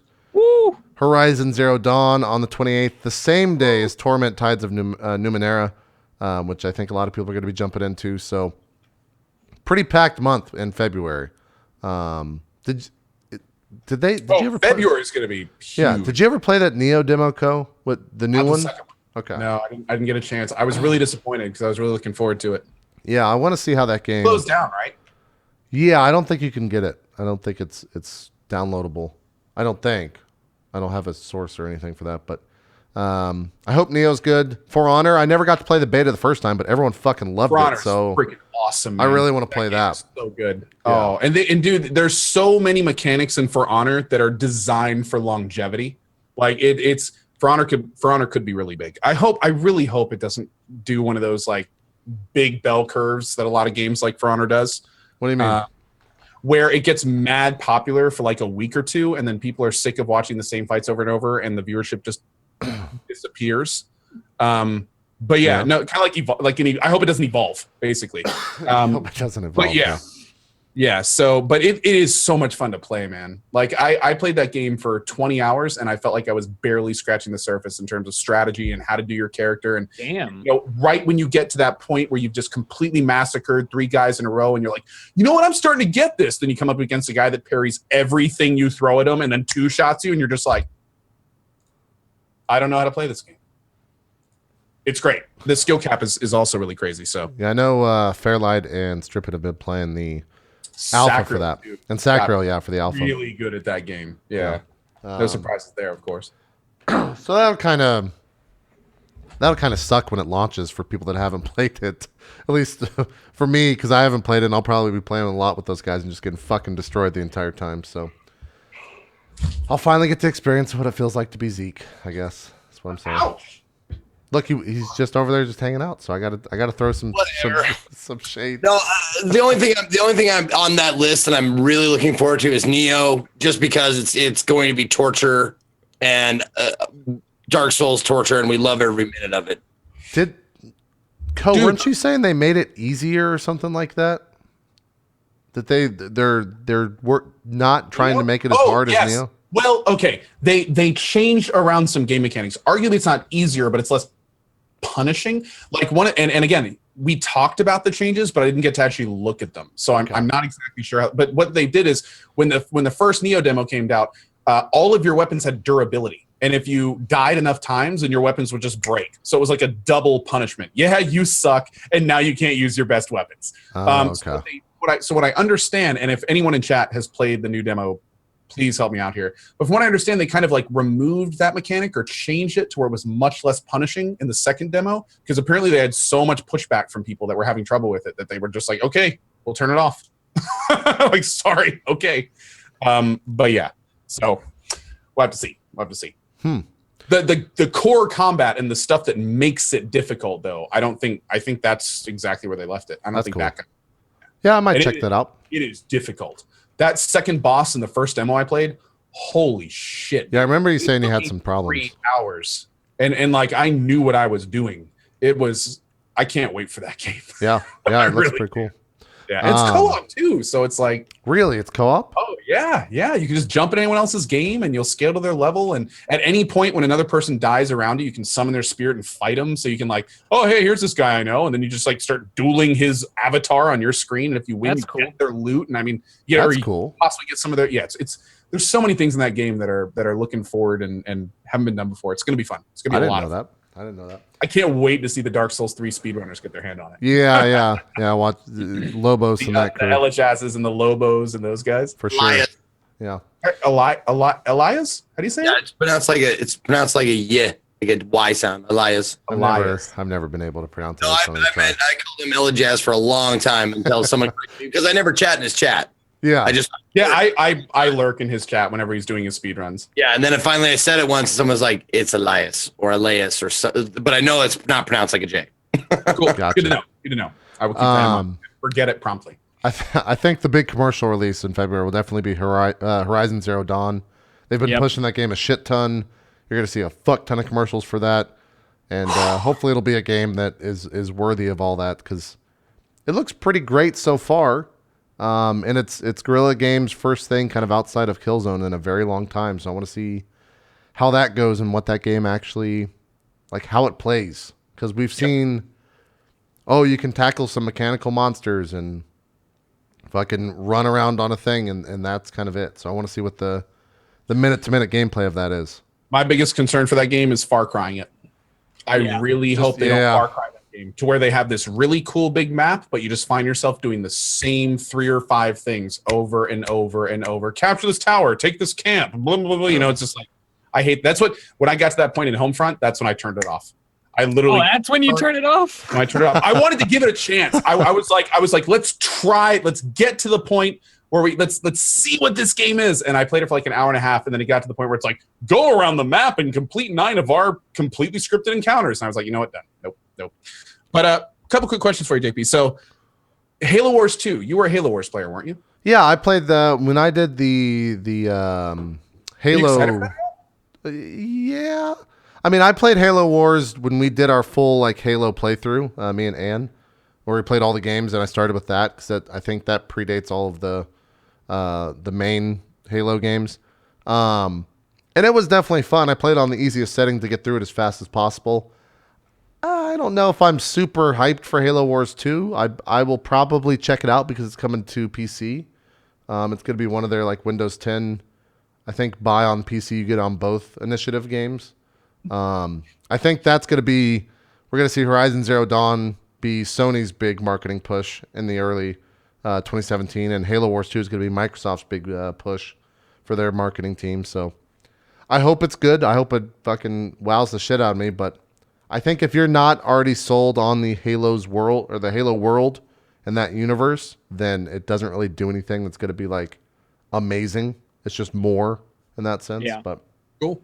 Yeah. And then another big one. I know this isn't y'all's jam, but Torment Tides of Numenera. Yeah. That game is basically your game. Backer of that project. Yeah. I cannot wait to play that game. No, I was actually looking it up just now to see, because it looked interesting when I just Googled it, and I was wondering. I asked the chat if it was a part of a series or it's a new IP. Oh, and I heard it's the spiritual successor to Planescape Torment. This is how it works. Yeah. Planescape Torment was based in the Planescape world, which had its own kind of stuff. Right. The lady Tides of Numenera it's the people, it's essentially the people that made Planescape Torment, but they don't have the same, you can either see it as a limitation or licensing, and they did a Kickstarter to make basically their own new version. And that's what Planescape Torment, or Planescape, it's not Planescape Torment, it's Torment Tides of Numenera. Yeah. And that's where that is. And I gotta say, like, I played it when they kind of came out with the alpha version before. It was really buggy. I hate saying it. Like, there were lots of problems with it. And apparently it's made a lot of progress since I played it. But man, that is one of those games that the entire game is designed to make you think. Like every aspect, every dialogue thing, it's all just way deeper than people normally think, which makes it a really fun gameplay experience. But I think for a lot of people, it's going to go way over their head, which now what kind of a Planescape Torment did. So it's doing the same thing. But what kind, is it an ARPG or CRPG? It is a CRPG. CRPG is standard top down, kind of old school. It's not isometric because that's 2D, but it's that isometric-ish view. Very stat heavy, very story heavy, lots of dialogue. Combat is generally turn based, that kind of stuff. Okay. It's like Pillars of Eternity and Wasteland 2. It's Pillars of Eternity basically. Like, yep, those are CRPGs. Yep. Yeah, but it's gonna be great, man. Like it's gonna be really cool. For people asking in chat, no, it's not. Unfortunately, I think they've said it's not gonna be voice acted, which really sucks. Oh, see, I'm out. I'm already out then because I'm not gonna sit there and read the billion lines of fucking dialogue. I was talking to some guys that from Obsidian about Tyranny, and they were like, "Hey, we know you love our games. You know why haven't you been streaming them a lot?" And I'm like, "Dude, when I get to a new town, it's an hour and a half of reads to chat." Yeah, and although that works for some people really well, Dan's Gaming, Day 9, like those guys, they don't mind reading for a long time, stuff like that. But for me, I can't help but start to feel awkward in that. But when about 30 minutes of that goes by, and I see chat complaining about gameplay and hey, make something happen and stuff like that, that always, because I kind of feel the same way. Like, I really enjoy it. I love reading all that stuff, and it's great. And I know a portion of my chat does, but there's also a portion of my chat that's like there to see the game. So it's kind of like, it's this really weird line to walk as a streamer. Especially, it's weird for me because these are some of my favorite types of games to play. So I'm still trying to find like the best way to do it. It's hard, but I'm the same way, dude. I didn't play Divinity Original Sin until the Enhanced Edition released with voice acting, and I just played it today. Actually, it's so much fun to stream. It's so much. Yeah, the combat, once you get through like the beginning where there's so much, it's so story heavy, and you get to just go and fight for a fuck ton of time. That's a lot of fun, I think, just to watch, because you can walk over to a thing and just have it explode and you die, and you're like, well, fuck, I'll just reload that. But it's funny when it happens. So it's a good viewing experience. That game that are fantastic. But yeah, to also, because I see a lot of people in chat talking about it, it's a completely different experience to read to your chat than to have voice acting take place and react with chat. Like one of them is you and your buddies on the couch, and another is you doing a dramatic reading. It's again, some streamers that's the same thing, but for me it's like night and day different, and it's just weird. Yeah. So yeah. I hate saying that voice acting dictates if I stream a game or not. That it doesn't feel right saying that. Yeah, I mean, I think it dictates for me. That's one of the most expensive parts of game dev is voice acting. So it really sucks that it comes down to that. No, I've stopped playing game half an hour in because I can't do it. You just can't read that long. Yeah. I would play it on my own. I would sit there and read everything. But if I feel like I'm fucking boring anybody who's watching me because it's. But also. Text. It is incredibly exhausting to read for 8 hours straight on a stream. Like to sit there and fucking read nonstop out loud is so fucking exhausting compared to just like casually talking. And dude, I actually have jaw issues where if I talk for too long, like I will start slurring and shit because my jaw is messed up. So I'll get to the point where I'm like, and then the other guy, why is Co slurring? You shut your mouth. Right. Like, I'm playing a game. That's like I've watched it's like a whole bunch of other stuff that starts happening. I've watched like Dodgers when she streamed I Am Setsuna, she did voices for all the characters, and like after 5 hours it's like, how are you still able to talk? Like my voice would be gone. I wouldn't be able to say anything else, and you're still doing a fuck ton of different voices for each character. So some people can do it, some people can't. Dude, it's like Zeke. Yeah, Zeke does a lot. Yeah. I've seen Zeke turn what I have played and found boring into an entertainment improv experience. Like literally stuff that I've played myself and been like, and then I've seen Zeke streaming it and be like, let me see what he thinks of it. And I'll go in there and he'll be doing voices and stuff and chat will be flipping out and I'll be like, oh, that's how you make this fun. Well, there's a certain amount that you're willing to deal with. With a CRPG, it is not. It's That's fucking a lot. Yeah. Way too much. But with a game like Undertale, fucking easy. You can do that throughout the entire game. It's great. I think it's not like paragraphs of lore. Yeah, I'm right there with you, Jericho. No thanks. Undertale is still too much. Like I couldn't finish Undertale. I'm trying to think of a game where I've actually finished on stream where there was a shit ton of reading that wasn't voice acted. I can't even do a 2-minute cutscene, let alone read anything. I'm illiterate. I can't read. Yeah, I understand. You should go to learn to read, though. Yeah, but I'm a YouTuber and a streamer. I don't have to read. That's true. Well, I make up names in chat and just and you play Call of Duty. That's like the trifecta of I don't need to do shit. Okay. When Jericho reads the game, every character sounds like a prepubescent boy. Hey man, that's rude. I can't choose my voice. Wow, we're gonna move on. Hey Zeke, you be quiet, okay? You shut up. We're gonna move on. Every character sounds like they've been smoking for 40 years. So Zeke's like, and then the girl said to the other girl, "You look beautiful in that dress." I'm a girl. Oh god. Girl squad. Moving along to March. Near Automata. Did you play the demo for that? You guys to play the demo so we can talk about it. Is it good? Near, dude, the demo. Okay, I heard the combat looks Devil May Cry. Okay, the demo started. I'm gonna be honest. It started a little bit lackluster. I was the same enemies over and over, but the combat's kind of cool and the pace is pretty fast and the character's kind of interesting. I didn't play Near 1, so I was sitting like, why are they wearing blindfolds? Like I had all these questions and stuff. But then you start getting towards the end and the final fight. It's fun. Oh, God forbid you're a mecha fan. Because holy shit, dude. There were so many moments where I was just like, did he just do that with his arm? What? I might have to play that then. Is that a mech? Like, oh, dude, I loved it. The ending, if the rest of the game is like the last 15 minutes of the Nier demo, I can already say that'll be a contender for my game of the year. But again, it's that last 15 minutes where that was just like it was like mind blowing thing after mind blowing thing, and then it ends, and you're just like, does it? Two questions. Does it run 60 FPS? It ran really well. There's no FPS. There's no FPS. That's the question, man. No. Well, there's no FPS counter, but it seemed like it was running.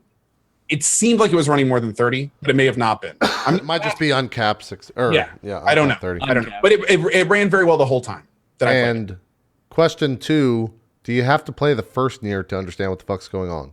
I didn't play the first Nier. Okay. I didn't know what was going on for the first little bit. Chat was helping me out a little bit, but seriously, there was the ending. The ending was really the impressive stuff for me, mainly because again, I'm a huge mecha fan, but.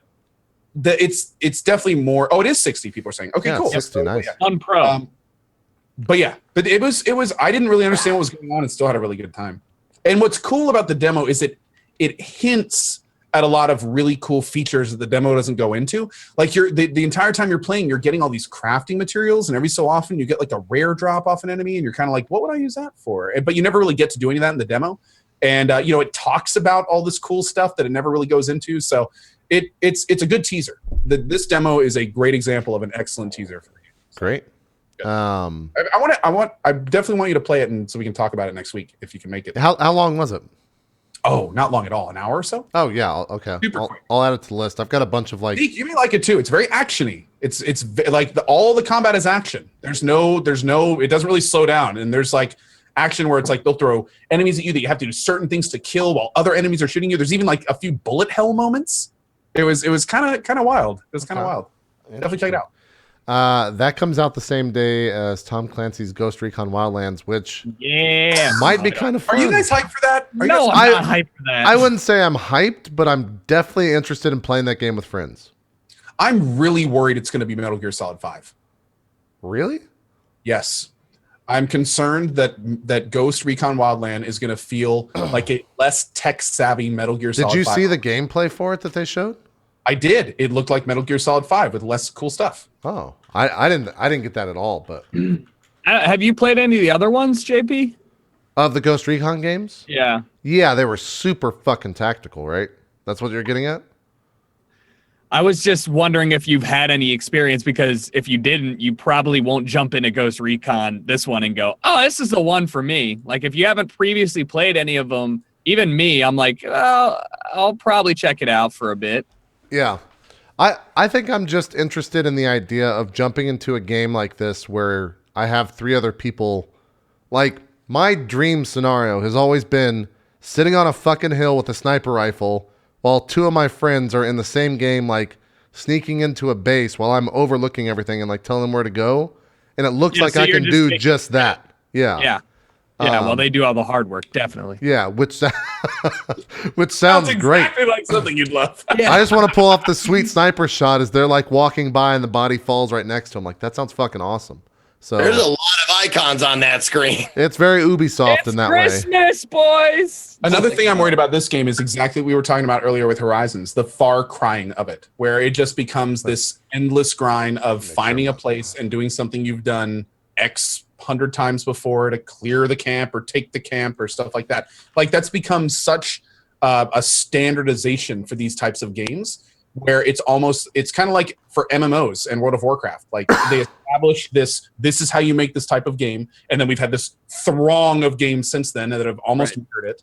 And it makes me wonder, like, when is the next time we're going to see an open world combat game that's not just a bunch of repeating objectives over and over and over and over? Take Mad Max. Yeah. Never. Mad Max is literally, they took the first zone and copied it 3 times. You're asking for somebody to put in work into a game. The fuck are you talking about? Dude, No, he has a point. Jericho, I'm gonna be honest. Sometimes I don't make a lot of sense. It's too much effort, man. Why do that if somebody's still gonna buy the game if it's just the same level, just retextured? You know? They should just call it Ghost Recon One More Gun. I'm trying to load their presentation from E3. That other thing wasn't a Ubisoft video. Ghost Recon Blue Hat. Ghost Recon, don't do recon on the previous. Man, you guys are like installation really game. not into this game. I figured there'd be at least some. Some love for it. No? This game looks like 2003, like, got a couple upgrades. Like, look, like, okay. I don't know. It's not a type of game that I agree with you. It seems interesting. Like, the concept of having a group of friends play through the same game tactically is interesting. But, like, it didn't work when they called it Division. Yeah, oh my God. Yeah, well, I will say, excuse me, that was rude. Some people play the Division, and it's actually doing pretty well. But yeah, a lot of people didn't like the Division for those reasons. I didn't like the Division for that reason. Yeah. Hey, I loved the variety of voice acting, like put them back behind bars that you'd hear 400 times in one whole like section. Like, if you're gonna put voice acting into your game, you gotta have enough variety that I don't hear the same voice lines within 3 minutes of each other, let alone multiple times. Like, I made a video on, I know this is tangential, on Division of just copied voice lines through an hour playthrough. It's 8 minutes of just the same voice lines. I'm like, ouch. Yeah. Yeah, I've heard that new like survival mode that they put into the Division is pretty good. Dude, it's a standalone game from what I've heard. Yeah, I haven't checked it out, but I've heard it's pretty good. Awesome. Really? Oh, absolutely. It's like it's like a mini multiplayer Hunger Games that they just put in the game. So you queue up with other people. And dude, like Gathalion and those guys played it. I almost went back to I did not like the Division. I played it for a few hours and I was done. But after hearing about survival mode, like the details from Gathalion, I almost reinstalled it. It sounds pretty damn cool. Like it's great. Say what you want about Division. It's very cool to see the devs make those type of decisions and take those kind of risks. See, this is the type of game that I would like to play with Zeke, because I know that me and Zeke would never, ever be on the same wavelength when it comes to being tactical. So in what just occurred where like he took the sniper shot and the guy with the pistol was right next to it, I'd like somehow end up shooting Zeke and then Zeke would blow up and not kill the two guys next to him. And that's the type of shit that would be hilarious to me to play. Yeah, you'd shoot me. I'd wonder who was shooting at me and start running, and I'd run right into the middle of everybody. Yes. And just get double shotgun to the face or something like that. I agree. Sure. And that type of nonsense might be fun to play. Yeah. And like driving in like that looked janky as fuck, and that probably is hilarious to watch if that's really what the game's gonna be like. But look at him drifting around with those butter tires. Like, yeah, I mean you got to remember this is E3. Another thing is like look at the 2016. speed of that motorcycle. Like, how much terrain, how long do you think you could really maintain that speed and still have like unique areas and unique things to do and unique areas or unique encounters and things? If they pull this off, if they do this for the entire huge map they're promising, this could be really cool. I'm just not convinced you're going to be able to pull that off because that would be almost first. Yeah, exactly. If any game's gonna pull off a good open world like strategic gameplay kind of thing, it's not gonna be Tom Clancy or it's not gonna be Ghost Recon. It's gonna be somebody that's been developing it for years. It's not gonna be this game. I have no faith. Okay, we'll see. I hope you're wrong, but I might agree with your statement.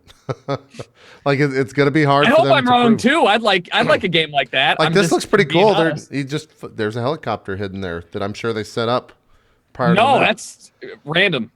You're not gonna just have random helicopters. They're just helicopters That'd be all over terrible. the map. It's awesome. Yeah.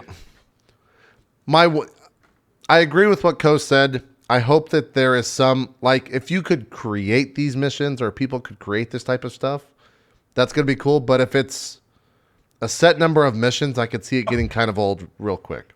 I look at that guy hanging out the window and I was like, do you have any idea how annoying it would be to try to aim a gun in those probably situations? impossible. Like yeah. You're not even, that's going to be just ridiculous. You can even see the guy in the preview video is like shooting at the back of the truck. Like, yeah, like right there. Yeah.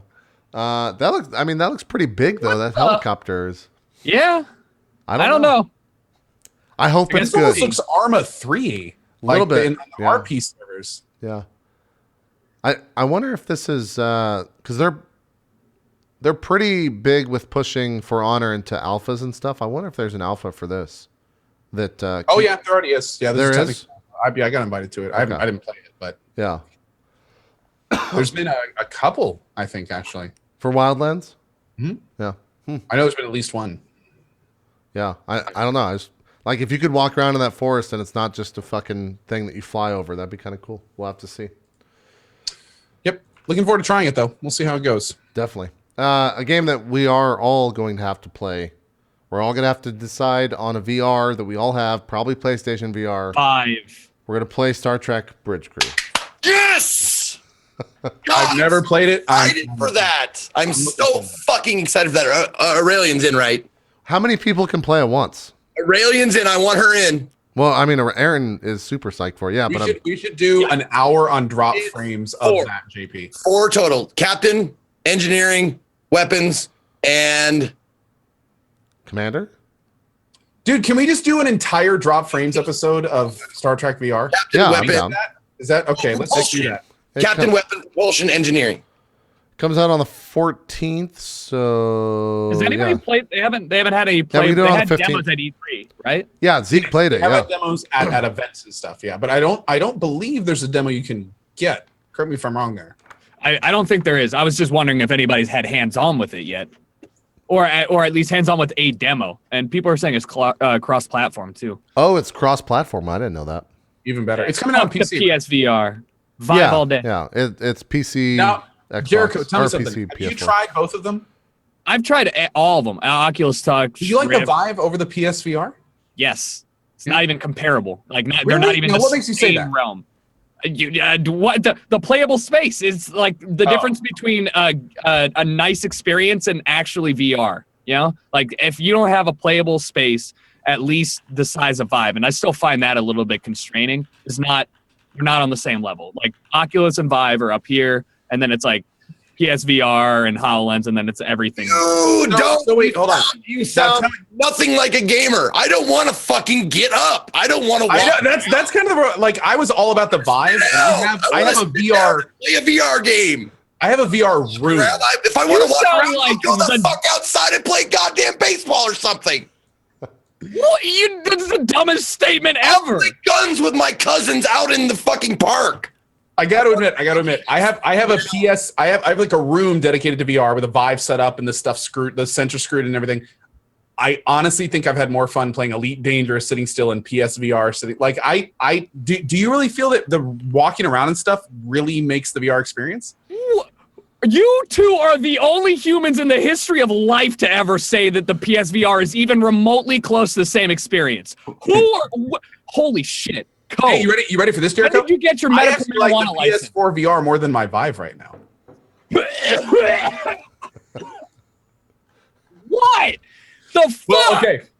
First of all, it's so much easier to put on and take off. I And will agree with that. You're right. Nearly as much That's- issues. Who's going to Also, argue the against screen, that? The screen is arguably the same. I mean, Yes. graphically, it looks about the same. Yeah, probably. You'll agree it's easier to put on. The screen looks about the same. Okay. Have you used a PSVR with the camera and everything Yes. so that you can move around and do stuff and all that stuff? Have you spent... are we playing the same fucking games? What games are you playing on Vive? What application? I played many of the games on Steam. I'm having a panic attack. It's the dumbest shit I've ever heard. Wait, You clearly haven't played enough games. What are the standout games for you on the Vive that have required the walking around space? Have you played? Now, keep in mind that I have not had a chance since I moved because I don't have space in my apartment. I think it's called Blue Ocean, I believe. It's a full. It's not. Maybe it's not called Blue Ocean. I gotta open up my Steam and go through. It's a full game, kind of like a detective game with. Here we go. Blue Tier? No. It's called. Sorry, now I know I'm just not making myself look very smart here.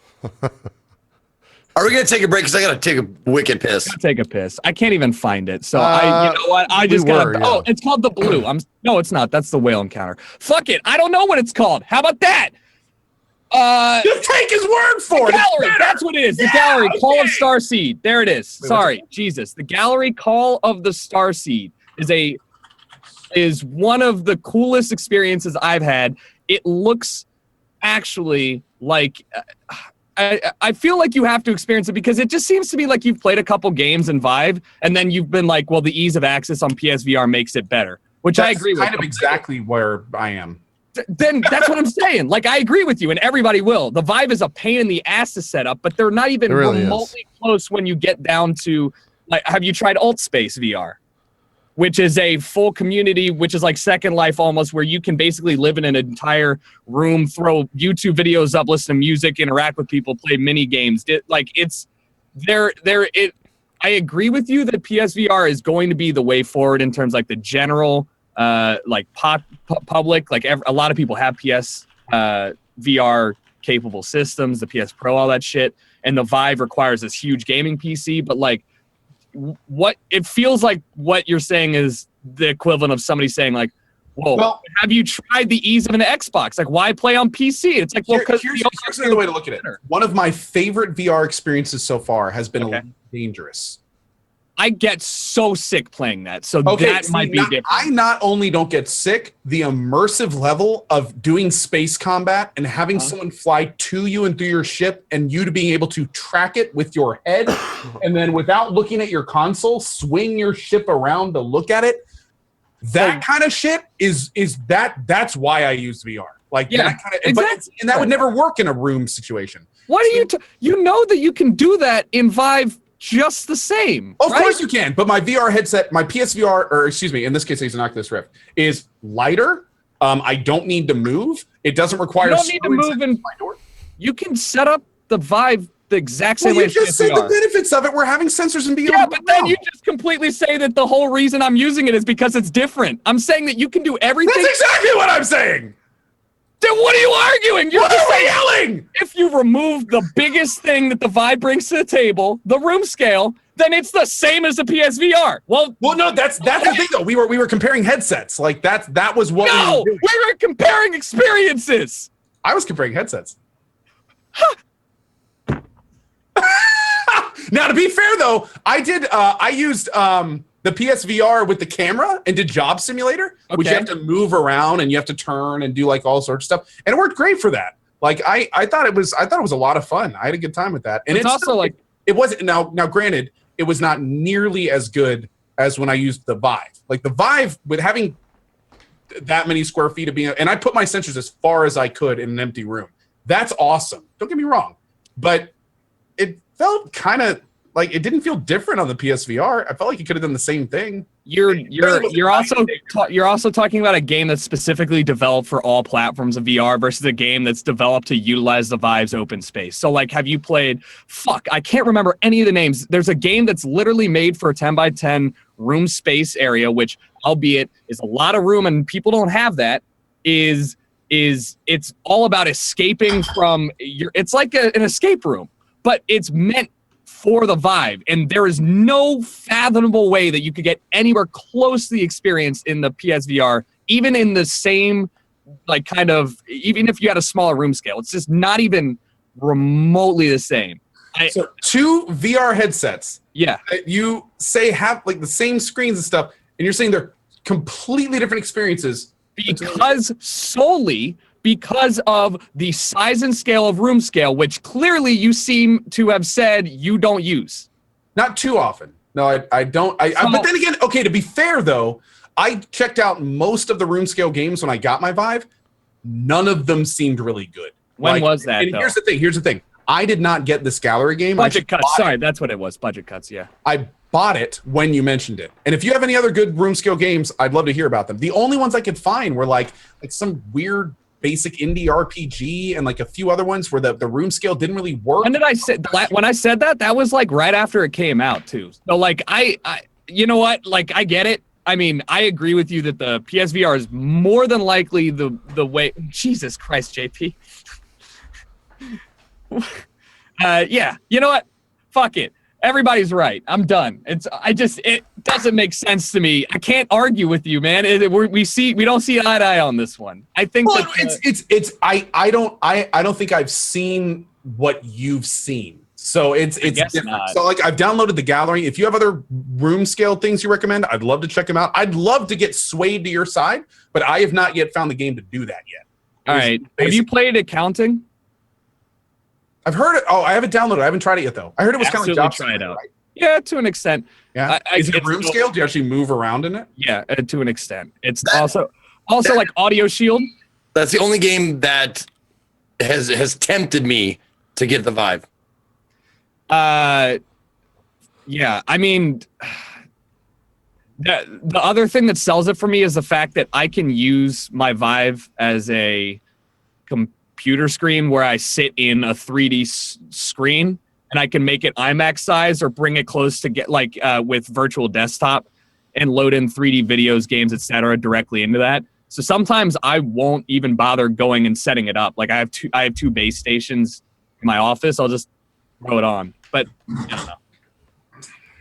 JP, are you done? Oh, he took his head. Oh, he's actually playing. He's gone for the show. I was just wondering what was the long con here? I was looking at some porn. What's up? Me too. Yeah. Me too. VR porn's great on the Vive. I'd say it's VR porn is garbage and a big disappointment.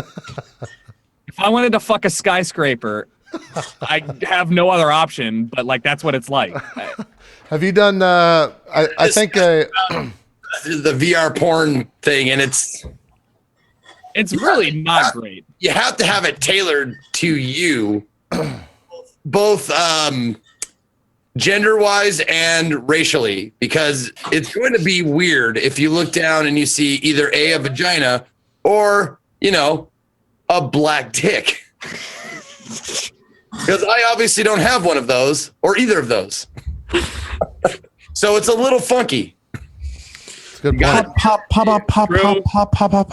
Like, because that's exactly what happened. Because I was in line at the booth at E3, and I looked and was like, okay, there's a girl right there, and I wonder if we're getting the same demo, because when I got in there, I looked, it was a white dick, and then I turn around, and the next guy behind me is a black dude, and he's like, how was it? I was like, it was great, but I don't know if you're gonna have the same experience that I did. It's true. Go look down and see that something that doesn't look like anything like your shit. Yeah. Yeah. Jericho and Co as well. You guys should try Google Earth VR, by the way. I have. That also is awesome. I have not tried it. I've heard it's awesome though. Yeah, I've heard that's the best VR experience out there for what it is. There's maybe. For what it is, yeah, it's pretty crazy. There's some like specific term for the feeling that astronauts get. That's what we were talking. Yeah, feel the Earth. Yeah. And Google Earth apparently makes that same thing. Like astronauts, I looked it up after we talked about it. Astronauts have tried it and are like, whoa. Yeah. So I haven't tried it yet. The room that I used to have the VR set up in now has a Christmas tree and a giant couch in it. So I don't know what I'm going to do there. I got to figure that out. Trash both, honestly. And just put you don't need up. either. Yeah. Christmas is over, bud. We gotta go. I do need to put that tree up for sure. Code's got to go. I don't know where he's going. Why don't we just keep moving along? I guess we're just doing a breakless show here. So if you got to go to the restroom, go like Keith just did. Yeah, I already went to the bathroom. The one game, like out of any game this year that's going to be released that I'm looking forward to the most. Oh, nice. Is definitely the Fractured Butthole. Oh yes. When is that supposed to come out? It said early Q1 2017. So they don't have a release date. Okay, we'll get to that stuff for sure. They've hinted at February. Yeah. Well, no one knows for sure. Have you not opened that, Co? No, I haven't opened these yet. I just got them a couple days ago. That's cool. I'm like, the touch is a good step forward. I can't believe I can't believe they released before, but if they had released it at the same time as Vive, it would have been a whole different story. The touch is dope. Yeah, I've heard those are pretty good. Oh, dude. Have you ever heard of Vanishing Realms? Someone just gifted this. Vanishing Realms is awesome. It's great. It's like an RPG in the Vive. It's another one of those ones that I'd say perfect.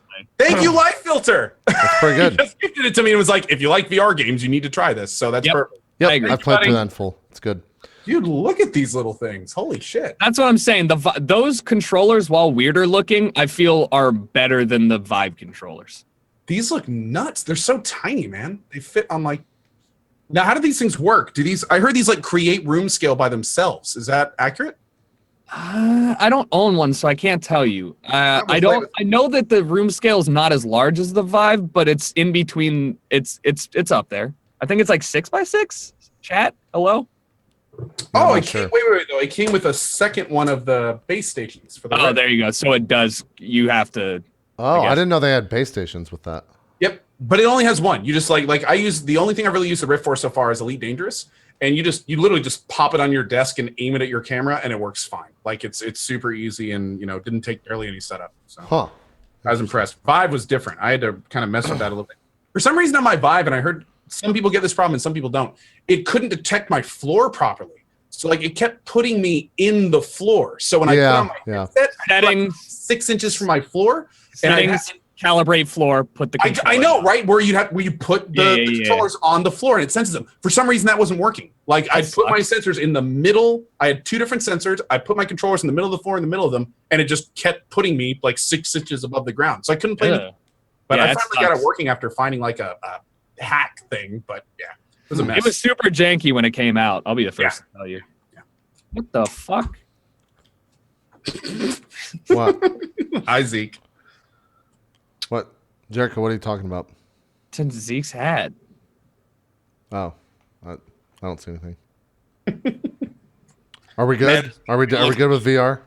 Yeah, we're done with. We're done. With Okay, Yeah, we're done. We're good. This hat makes me look like I'm fucking bald. it does. Yeah, it makes you look like for some reason when your hair goes like that, it reminds me of Jim Carrey and Ace Ventura when he's wearing the tutu. Oh yeah. Yeah. Your hair's all flown out. Let's see that Yeah. in reverse. Yeah. Exactly. Classic Jim Carrey. We do need to finish the rest of these games coming out.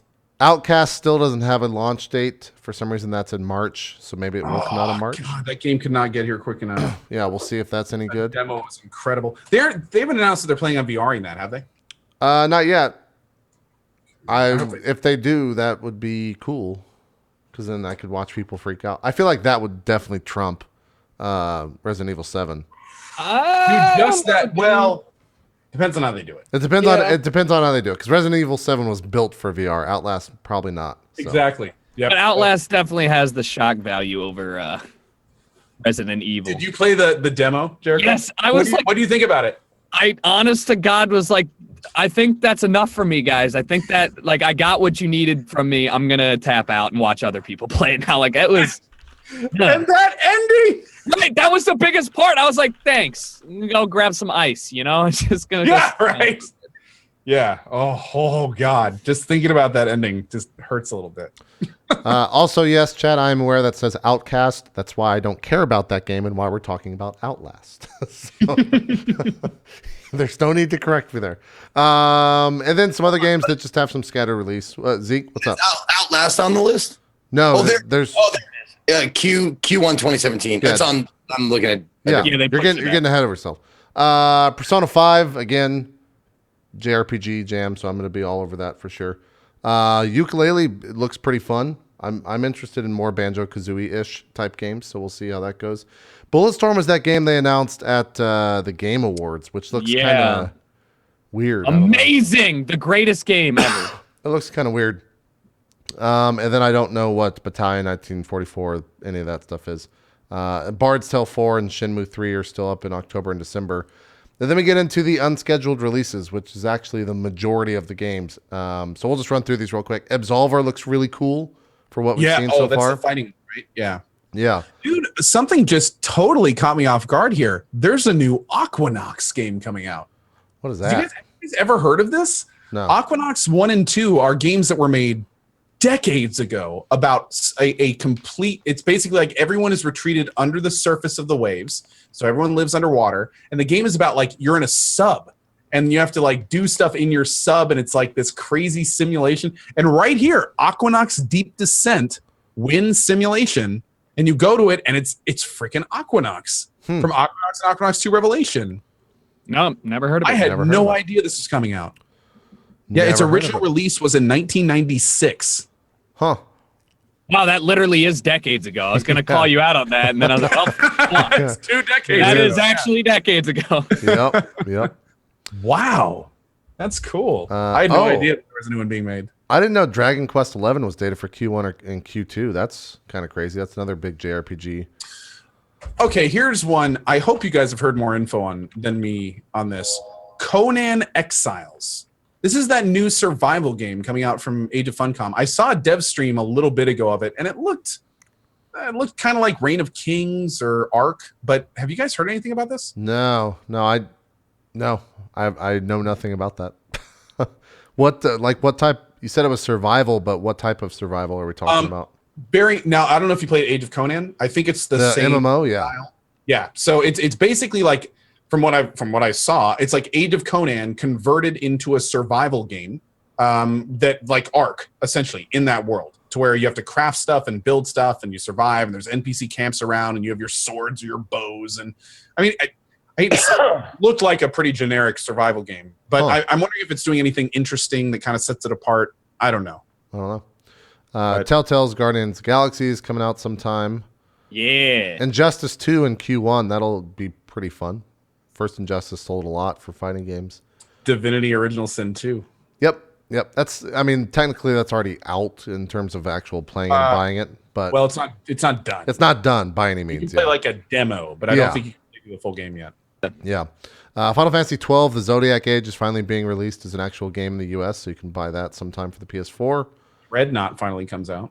Yeah, I saw that. Oh, that game's not out yet? No, I saw Not only is it not out, but unfortunately, and I stopped playing it and was kind of sad about this. Apparently, they're doing a lot of things that are really pissing off the current player base. Like they're making a lot of they said they were introducing new ships, but what they did was introduce a bunch of variants of existing ships, and they made it so like the stuff that was available to lower level original people is now much longer level. So they kind of fabricated progression.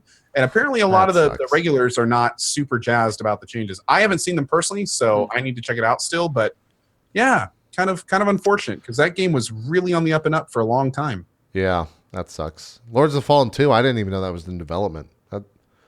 Cool. Maybe they'll tweak that out. 'Cause first one wasn't the worst game, but it also wasn't that great.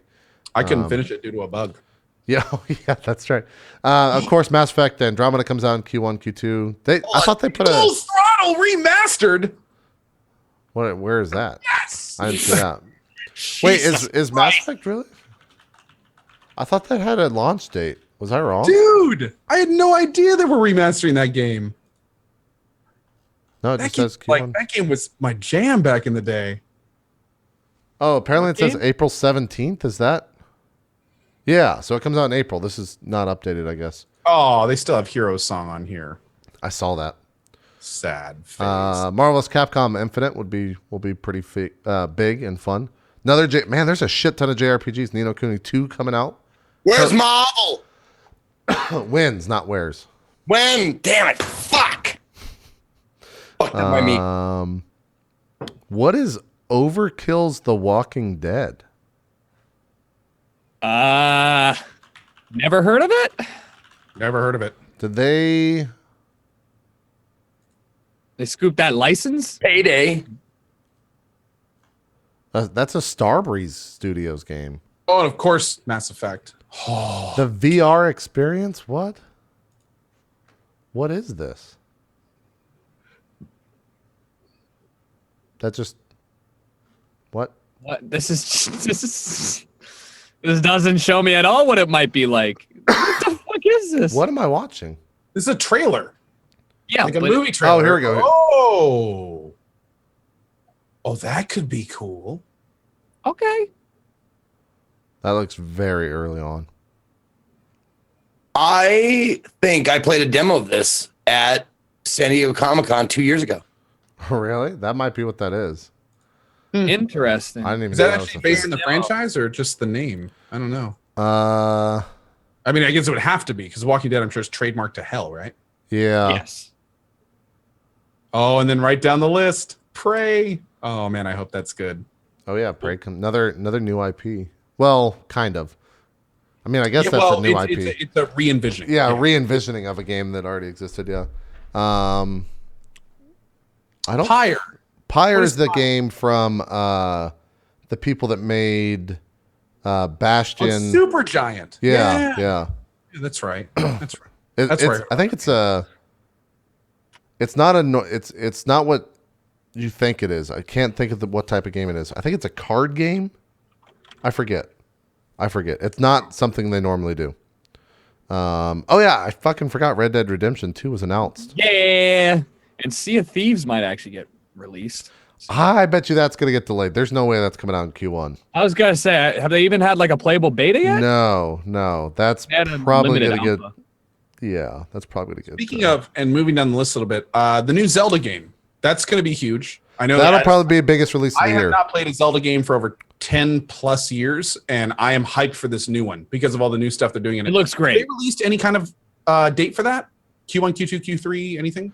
Probably not. It'll probably come out when, because you got to remember the other thing is the Switch gets a shit ton of information in like a week or 2 or maybe 3. They're doing If that. we don't big, have it. what? What? No, I was gonna say. I was gonna say if we don't hear about it soon, they're gonna just hold off till E3. Like they're Well, I'm not. hoping.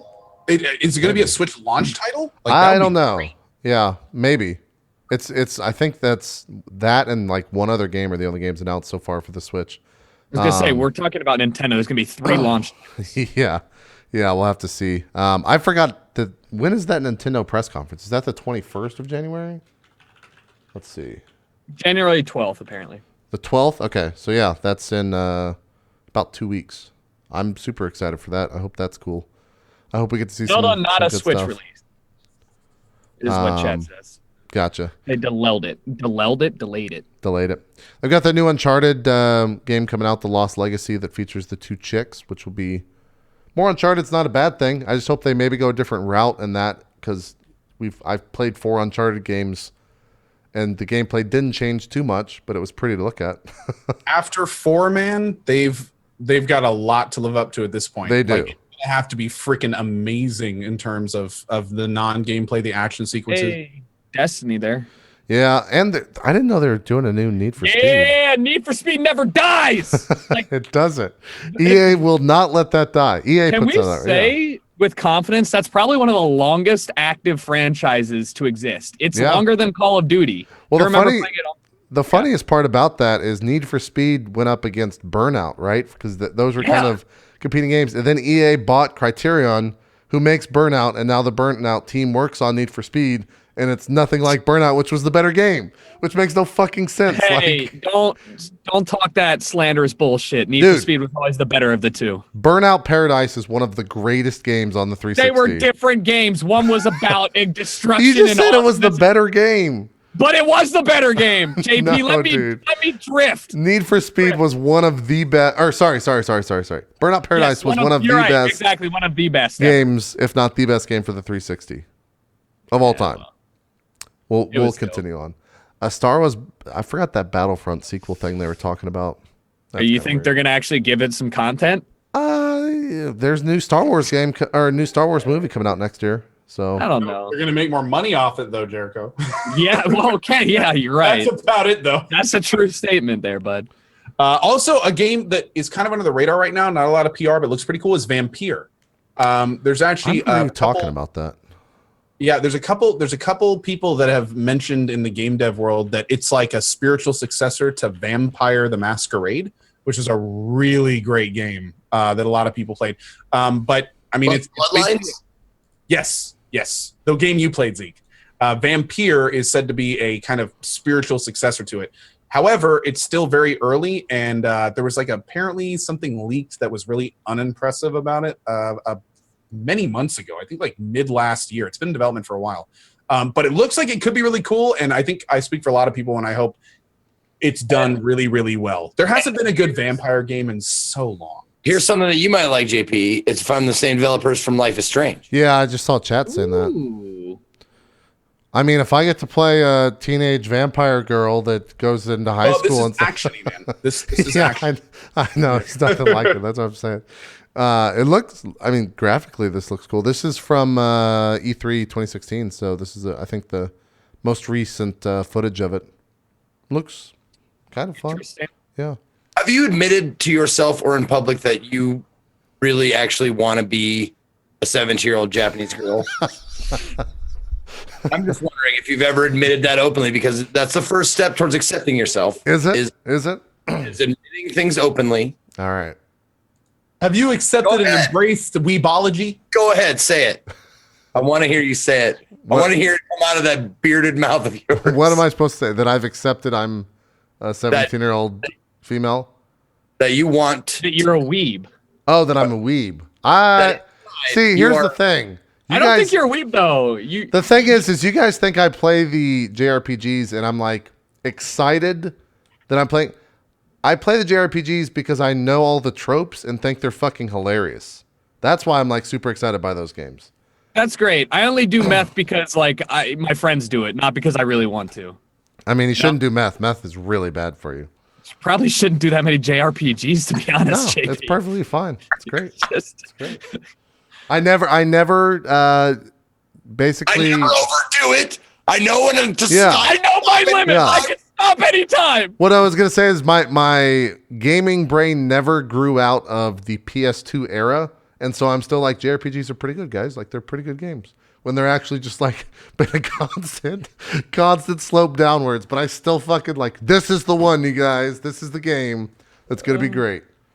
And they're usually not, but I'll still play them because they're fun as shit, for me at least. But that's pretty much it. A lot of games just don't have dates yet.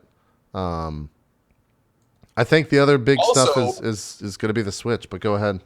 Something interesting to think about is you look at like. By the way, we're looking at the list on Wikipedia for those that have been asking in chat, and you look at like October to December, and there are 2 games. A Bard's Tale 4 and Shenmue 3. Yeah, there's nothing. All for October and December. This year, some of the biggest releases, hands down, were in October and December. Well, they always are. Yeah, so it's like we've gone over a lot of pretty damn decent titles today, and we haven't even touched the really good stuff. We haven't talked about the best game of all, the next new Call of Duty. That's right. They haven't announced it, or have they announced it? No, they haven't announced it. I'll start getting that around spring. Let's not forget the last one came out 2 months ago. So like, wait, was it? Oh God, it was 2 months ago. What's the most recent one? The most recent was Infinite War, right? Infinite War. Yeah. Was there a number with it? No, they stopped doing numbers long ago. So what is the next one? The next one is not named. We don't know. But what studio does? It's gonna be Sledgehammer Games, the ones that made Advanced Warfare, one of the least liked ones. Yeah, and then the next one is Infinity Ward, right? Yeah, no, Infinity War was this one. The next one after that in 2 years is our Lord and Savior Treyarch. Okay, it's Everything Treyarch. else Yeah, is garbage. I got you. Yeah. Okay. Yeah. Oh my god. Oh, it's just gonna be Infinite Warfare 2. Infinite Warfare 2. Look, man, if this year wasn't the nail in your fanboy coffin, like if you're still all aboard that train, we gotta have a sit down. Did they still sell? Like how well did they sell?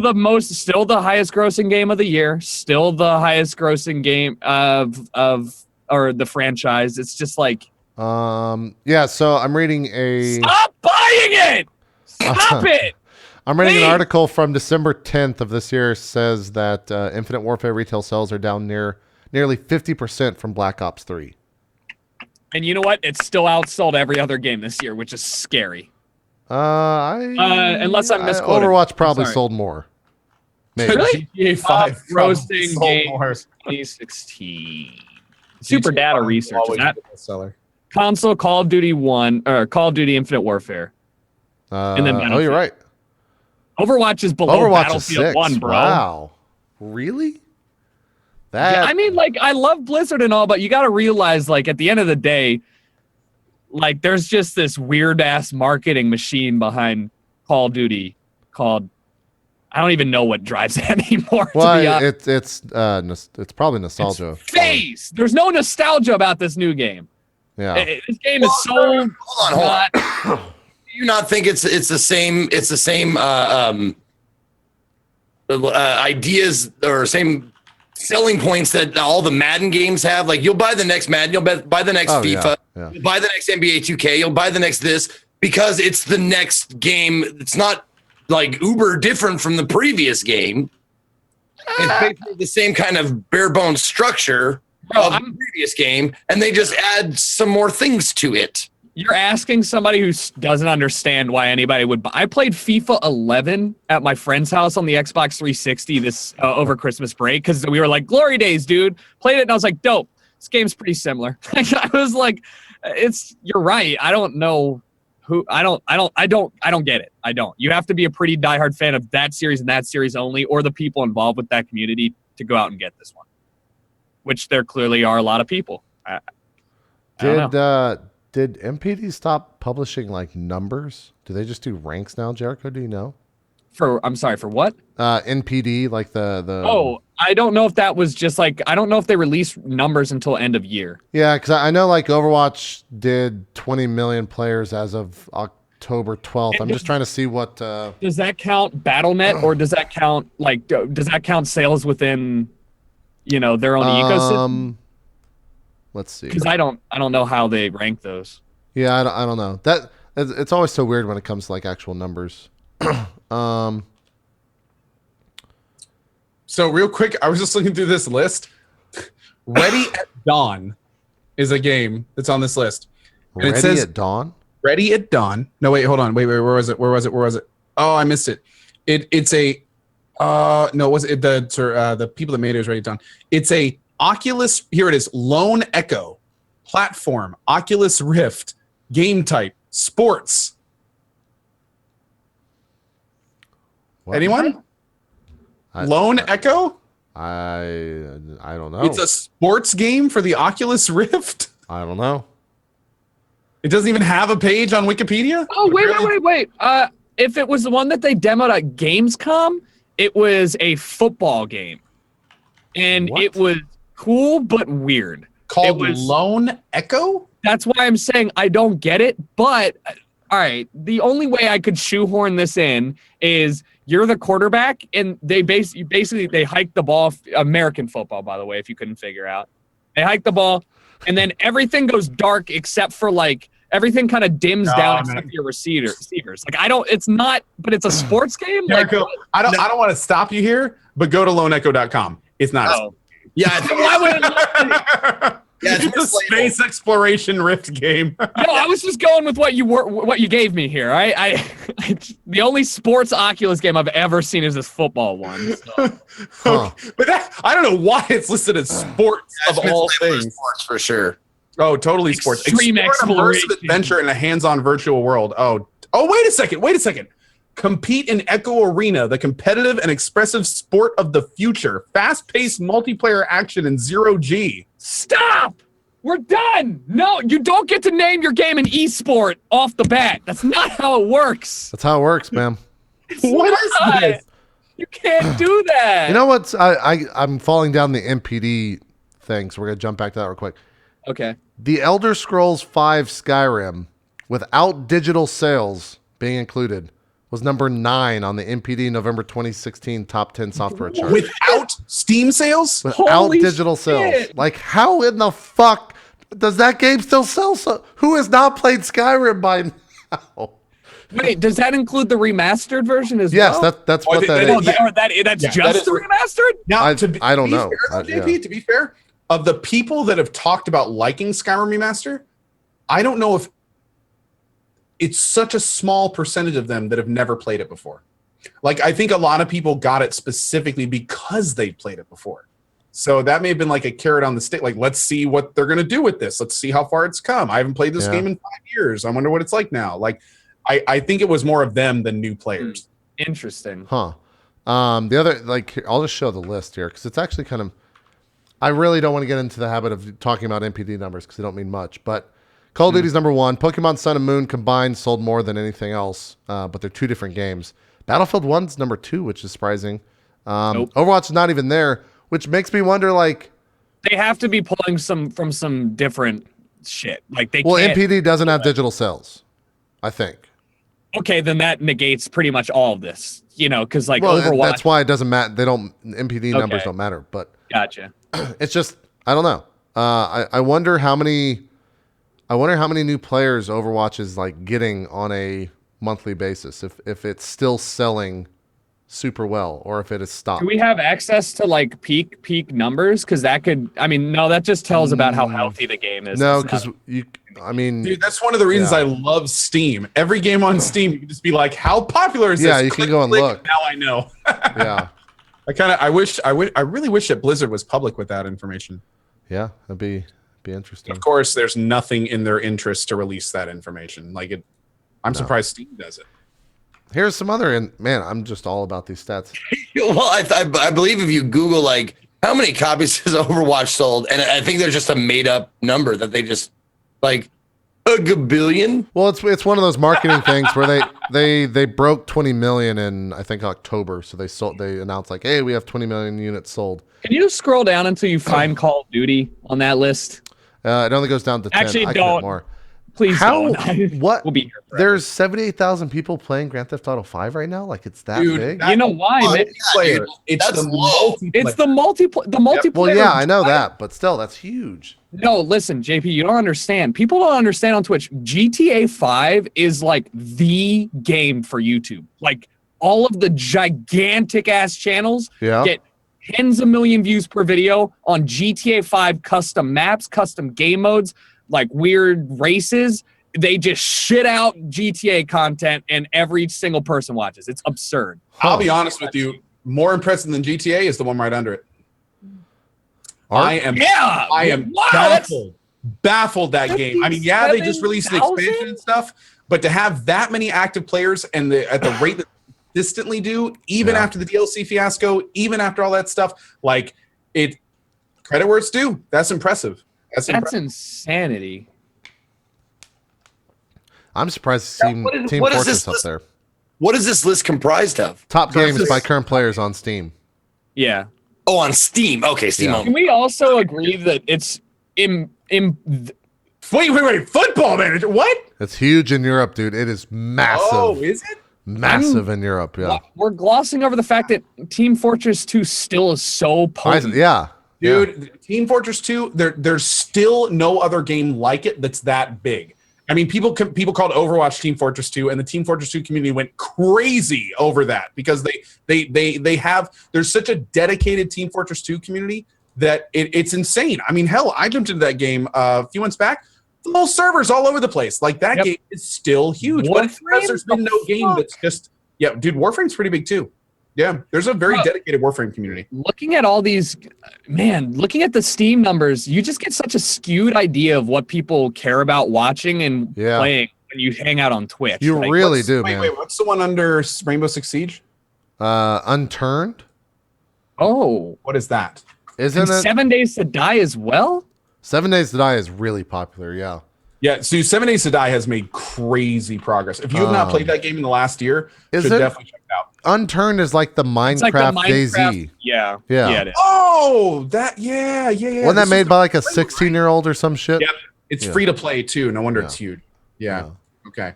I forgot the name of that one. I actually played that game for a while. Jeez. Witcher 3, hell yeah, man. There we go. Euro Truck Sim. Where my EU boys at? Yeah, Stardew at 25. Hell yeah, Stardew. The original Counter-Strike.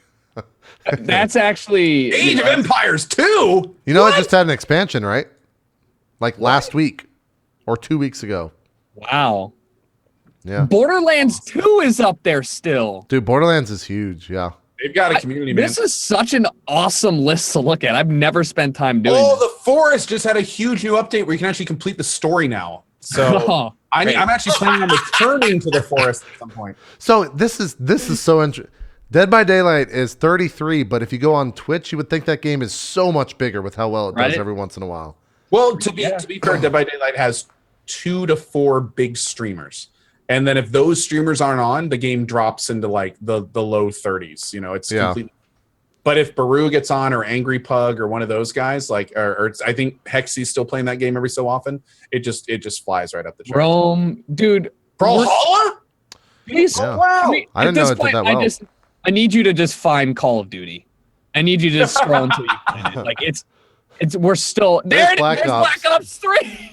It's 72. More people are playing H1. Space War. We're playing H1 solo, fucking survival. Oh, Wow. More people are playing Factorio than Call of Duty Black Ops 2. no. This is such Oh a my bad God. game. It's all, I mean, game Hey, is. Grim Dawn. Nice. Good to see it on there. More people are playing Football Manager 2015 than the new Call. Dude, I'll be honest. I'm surprised Smite is that low. Yeah. Really? I'm surprised. Well, Smite has its own client, doesn't it's it? got its own esports community. Like, But it has does its own client, so that's probably where all the numbers are coming from. Oh, you're right. Yeah. Yeah. Yep. That's hey, just like- Deus Ex is on there. Oh, 86. Well, Yeah. still, It's like Final Fantasy was in here at like 7K current, but it has its own client as well.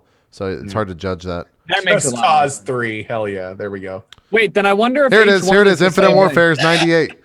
There's Top 100, Jericho. You made it. I don't play. I've never played that game. I have not. We can't. One Never single played game. Infinite Warfare. No, These numbers don't count though because it's like Modern Warfare's a console game. it yeah. is. I mean, But excuse me. Oh, yeah, it's true. It That's true. is. But I'm just saying that it's kind of, it's a little bit comical. But I just like that my indie heart, Darkest Dungeon, and Undertale are kicking the shit out of The it. Call of Duty. That's pretty Yeah, funny. I have not touched that game. I Can have you? not played it once. Is there a way to see the top played games on Xbox Live still? I remember they used to like publish that, but I don't know. If By the way, you- we're seriously just not taking a break today, right? no, we'll probably wrap here pretty soon. All right. Okay. Should I go use the bathroom now? Because I got to. Pina Yeah, colada. here. I'll meet you in the restroom. I'll meet you in the restroom. Cool. I'll see you there. Yeah. All right. I'm gonna go too. So Zeke, you got. All right, see you guys. All right.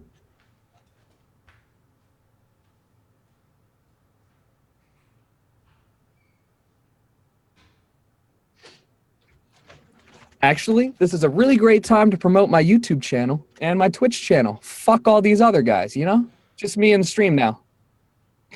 No, I'm just kidding. I actually do need water.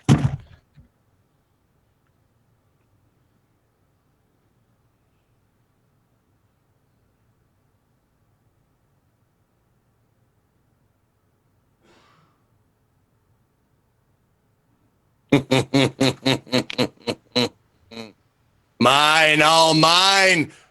Co, get the fuck out of here. This is my show now. 9. All right. Welcome back. Drop frames. We're good. Great. Zeke was the first one back. That means he didn't wash his hands. That's gross. Ooh. I also don't touch my wiener. It's okay. I have Purell. It's the same thing. He's a no hands kind of guy. I pee like butters. I pull my pants all the way down and I stand akimbo and just pee like that. I'm trying to find a top 10 games for Xbox One, but they don't really. I publish really that wish stuff. they'd publish these numbers, like just for curiosity's sake. Like it's cool to see. Yeah. I agree. I completely agree. It'd be very interesting to see like a collated overall across all platforms. Like they should make some act where this is like mandated public knowledge. Yeah. Did you see the Overwatch concurrence, or is that locked down too? No, no, Blizzard you doesn't can't. release any of that stuff. Man, The only thing Blizzard does is announce milestones that credit anything they are Yeah. pushing. That's it. And even then, like, there's no way to confirm it. So yeah, it's kind of weird. interesting. Yeah, I'm trying to see if there's anything to see the concurrent viewers. Oh! A lot of concurrent- people are linking something in chat, JP. Oh, do they? Is this? Yeah, But most that's play- but that's just a list of most like. Is this? This is more like a store, but this has to be. There's no way NBA. Oh. Actually, there is a way that NBA is higher than Call of Duty. So yeah. I would believe the GTA is on the top. Yeah. Yeah. That actually looks like a list that Yeah. I could. I'll put my at least tentative support behind this list. It seems pretty legit. How popular is Rainbow Six on consoles? Good question. Because like this says it's more popular than Destiny, according. I'll tell you to this right now: a lot of people play Rainbow Six on UPlay and have nothing to do with Steam. So those numbers are. This is really- console. I'm one of those people. I don't play Rainbow Six on Steam, so I wasn't in that number on that big list. But I will say this, man: Rainbow Six Siege's community is strong and like it's going hard. Especially, dude, they just announced like the Invitational this year, and they have like a bunch of stuff that they're doing with serious cash prizes. They got another whole year worth of content stuff coming out for it. What is their right first before place the show. prize? For the first 15 minutes of the show, I was finishing my Rainbow Six round. Do you know what is first place prize for that tournament? Do you know? I don't know. It's called they actually changed the splash screen when you go into the game now. It's for the invitational thing. Let me see if I can find some details on it. The best? No, I don't want the best 20. I'm looking for the same thing for Sony now. I don't think does Sony do their Sony or, February 3rd through 5th in Montreal, Quebec. Oh, that's Well, they even have invited teams already. That's Ubisoft HQ. You can book tickets. Oh my lord! Access to 1 day of the Rainbow Six Invitational for $30. What are they smoking? VIP pass for all 3 days for $150. Yeah. Plus a whole bunch of things as well. I mean, MLG does the same thing. But MLG has multiple games that are like established. Stop charging for your own game's viewership. Well, it's not viewership. It's in-person viewership. I would charge that. I don't. But you're missing the point. This whole Total thing is a prize pool promo of thing. $200,000. That's kind of low by most standards. Yeah, For Rainbow Six though, I didn't expect it to be that much. I was thinking like 50 maybe. Can we go back to the fact that MLG is an independent run tournament, just like ESL would, or what was it, IPL used to be, right? Which is different from Ubisoft going, let's promote our game and do this. Like, it's not League of Legends, it's Rainbow Six. Like, this whole thing is a promo event. Don't charge tickets worth half. No, $30 is more than the game, right? The game's not $60. On some days, if you get on sale, yeah. Okay, so that's a problem. You know, I don't. What are you gonna make? 300? Like, what if you make 30 grand on the spectators? Is that really worth having half of the audience? I don't know. It seems like a drop in the bucket. Yeah. I think they actually announced though that a lot of this is going to be on Twitch. It's all going to be streamed, yeah. Yeah, so that's good. It's nice that they are gonna put it on Twitch instead of locking into YouTube. Yeah, you know, there's been like an official announcement yet, though. So we should maybe in the show on that. That's a good. I think 2016 is going. We said this last year. Lines have already started to draw, but I think 2016 you're going to see Twitch and YouTube, or 2017, sorry, Twitch and YouTube, and maybe some other competitors come in, and you're gonna start to see exclusivity be a real thing when it comes to the streaming world. It is a real thing. It is a real thing already, but it's not a big. It's not known. Here's the thing: no big casters have yet engaged in it. Exactly. Already a thing. I can verify that, but there has been not a single major broadcaster yet has taken the plunge. It's going to be interesting though. Well, there's two things. There's not a big broadcaster. Broadcasters. There's not. Hold on. Cope, stop talking. Go ahead. There's not a big broadcaster that has gotten caught or reprimanded by Twitch for streaming on another platform yet. Reprimanded. Yes, because everyone on Twitch is exclusive to Twitch when you sign a contract as a partner.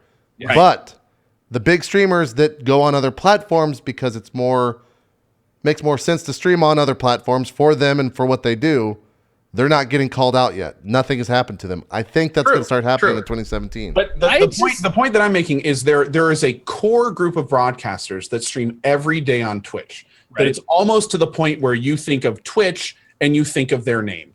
Tim the Tapman, Lyric, Summit, all these people that average 15,000 plus no matter what game they play all the time. The day that we see one of those people all of a sudden not on Twitch anymore, right? That's when it changes. Oh, the number one followed channel doesn't stream on Twitch. Yeah, doesn't matter. No, I don't care about the number one. We had a daily series that the average viewer knows about. I'm talking about if you go into any channel and you link a lyric emote, and then you get 30 emotes after that. Gotcha. Those are the types of people I'm talking about. Not necessarily the most followed or the most watched or any of that stuff. But none of them are going to leave. Twitch. You realize that none of them are going to leave because they're smart and they're not going to play with their livelihoods just for the short-term game. I think there will be people that leave because the numbers that are being floated around for exclusivity are fucking astronomical, and someone will take it, and then everyone will realize that they fucked up a year from now. Please do. But someone will take it. Because then we get the counter offers like, please don't go as well. If you take the plunge if you sign a contract with Twitch like every partner has, and then you decide to willingly breach it, you're gonna reap what you sow. I hope that you don't end up in legal trouble, but like that you did breach contract that is very explicitly stated. Like, there are people doing things that aren't legal, but are they going to get punished? No. Yeah, not. Twitch doesn't enforce any of that. And they won't, because why? You know how bad it would look if Twitch is like, all right, well, we banned Syndicate. Syndicate would be like, fuck you guys, I'm streaming on YouTube. And then, like, where do you go from there? They're gonna sue Tom? Like, no, they're not gonna do that. So, like, yeah, they would never. Yeah, I agree. Co's got a point. Like, it has to be a summit or a lyric that's like, breach your contract. Here's $5 million. You know. Or not only that, not sign their new contract, and when it ends officially, all of a sudden you just get on one day, and that the normal streaming time they're just not there. And it's like that's going to be the day when all of a sudden like shit gets real. Yeah. Like at that point, like Twitch has to decide, are we going to do this? Other companies are like, are we going to do this? I'm all for it, man. All of a sudden, real advertising money gets involved, and then it's like, and then the whole game changes overnight. So of course that may never happen, but if it did, that would shake the foundations of. I hope it does. Yeah. I want some mix-ups, man. You just want the drama. That's all. That's all. You want. Well, yeah, You just want the dude. drama. You guys ready for a 24/7 Twitch news stream? Because that's me now. I'm gonna be TMZ. Fuck YouTube TMZ. I'm Twitch TMZ. Yeah. Yeah. Oh my God, TMZ, Twitch Media Zine. Isn't that what it stands for? Twitch Media. Zine. I don't is know short what the for Z is magazine. throwing me off. Maybe zine, but then you'd be a Mac. You'd be like a PDF. So that wouldn't make any sense. Fuck you, man. I don't know what the Z would be. We'll figure it out. Whatever. We'll figure it out. Twitch Media's. Zeke. Yeah, Twitch Media Zeke. We'll There you just go. Bring you Yeah. in just for the Z. Twitch Media and Zeke. Yeah. Yeah, exactly. Zeke.tv. How do Yeah. I sign up, Zeke? Yeah, I would be, or I am so interested to see the first person that like takes that plunge and goes, because anyone that thinks they didn't leave for the money, and this has already happened in the past with other streaming platforms. If you see people streaming on other platforms that were big on Twitch, it's because they got paid to go there. There's no And you other also- reason for that. You also realize that some of those people will then leave that contract, buy themselves out of the contract, only to come back. Yeah. You know. Yeah. Which has happened with that other site where they tried to buy a bunch of like JP. We were talking about this when I was in Texas about that site. They bought a bunch of people to come There's a stream lot for of them, sites. and they did. And the second their contract was up, They came back. right back to Twitch. Yep. So Yeah. and it could be like that. Yeah. But I just want to see some site-wide quality of life changes for users, everything, and YouTube consistently. They just push 4K streaming on YouTube now. Not that anybody can conceivably do that because there's not a 4K capture card. Yeah, the only people yet. that could. Well, yeah, there is. There's 4K 60. It's just go buy stupid one. expensive. It's like 15 grand. Like, I mean, it's, you it's know. $1,500. It's Oh, Major is it card. only that much? Yeah. Well, It then came out shit. December 3rd, I think. They shipped a new card. Ooh, I had no idea. Point being, just get me off of this 3,500 shit. Please. Yeah. Yeah. now, well, I can't stream more. I'm yeah. Don't, you, whoa, huh. Yeah. The wind sounded like Co's voice.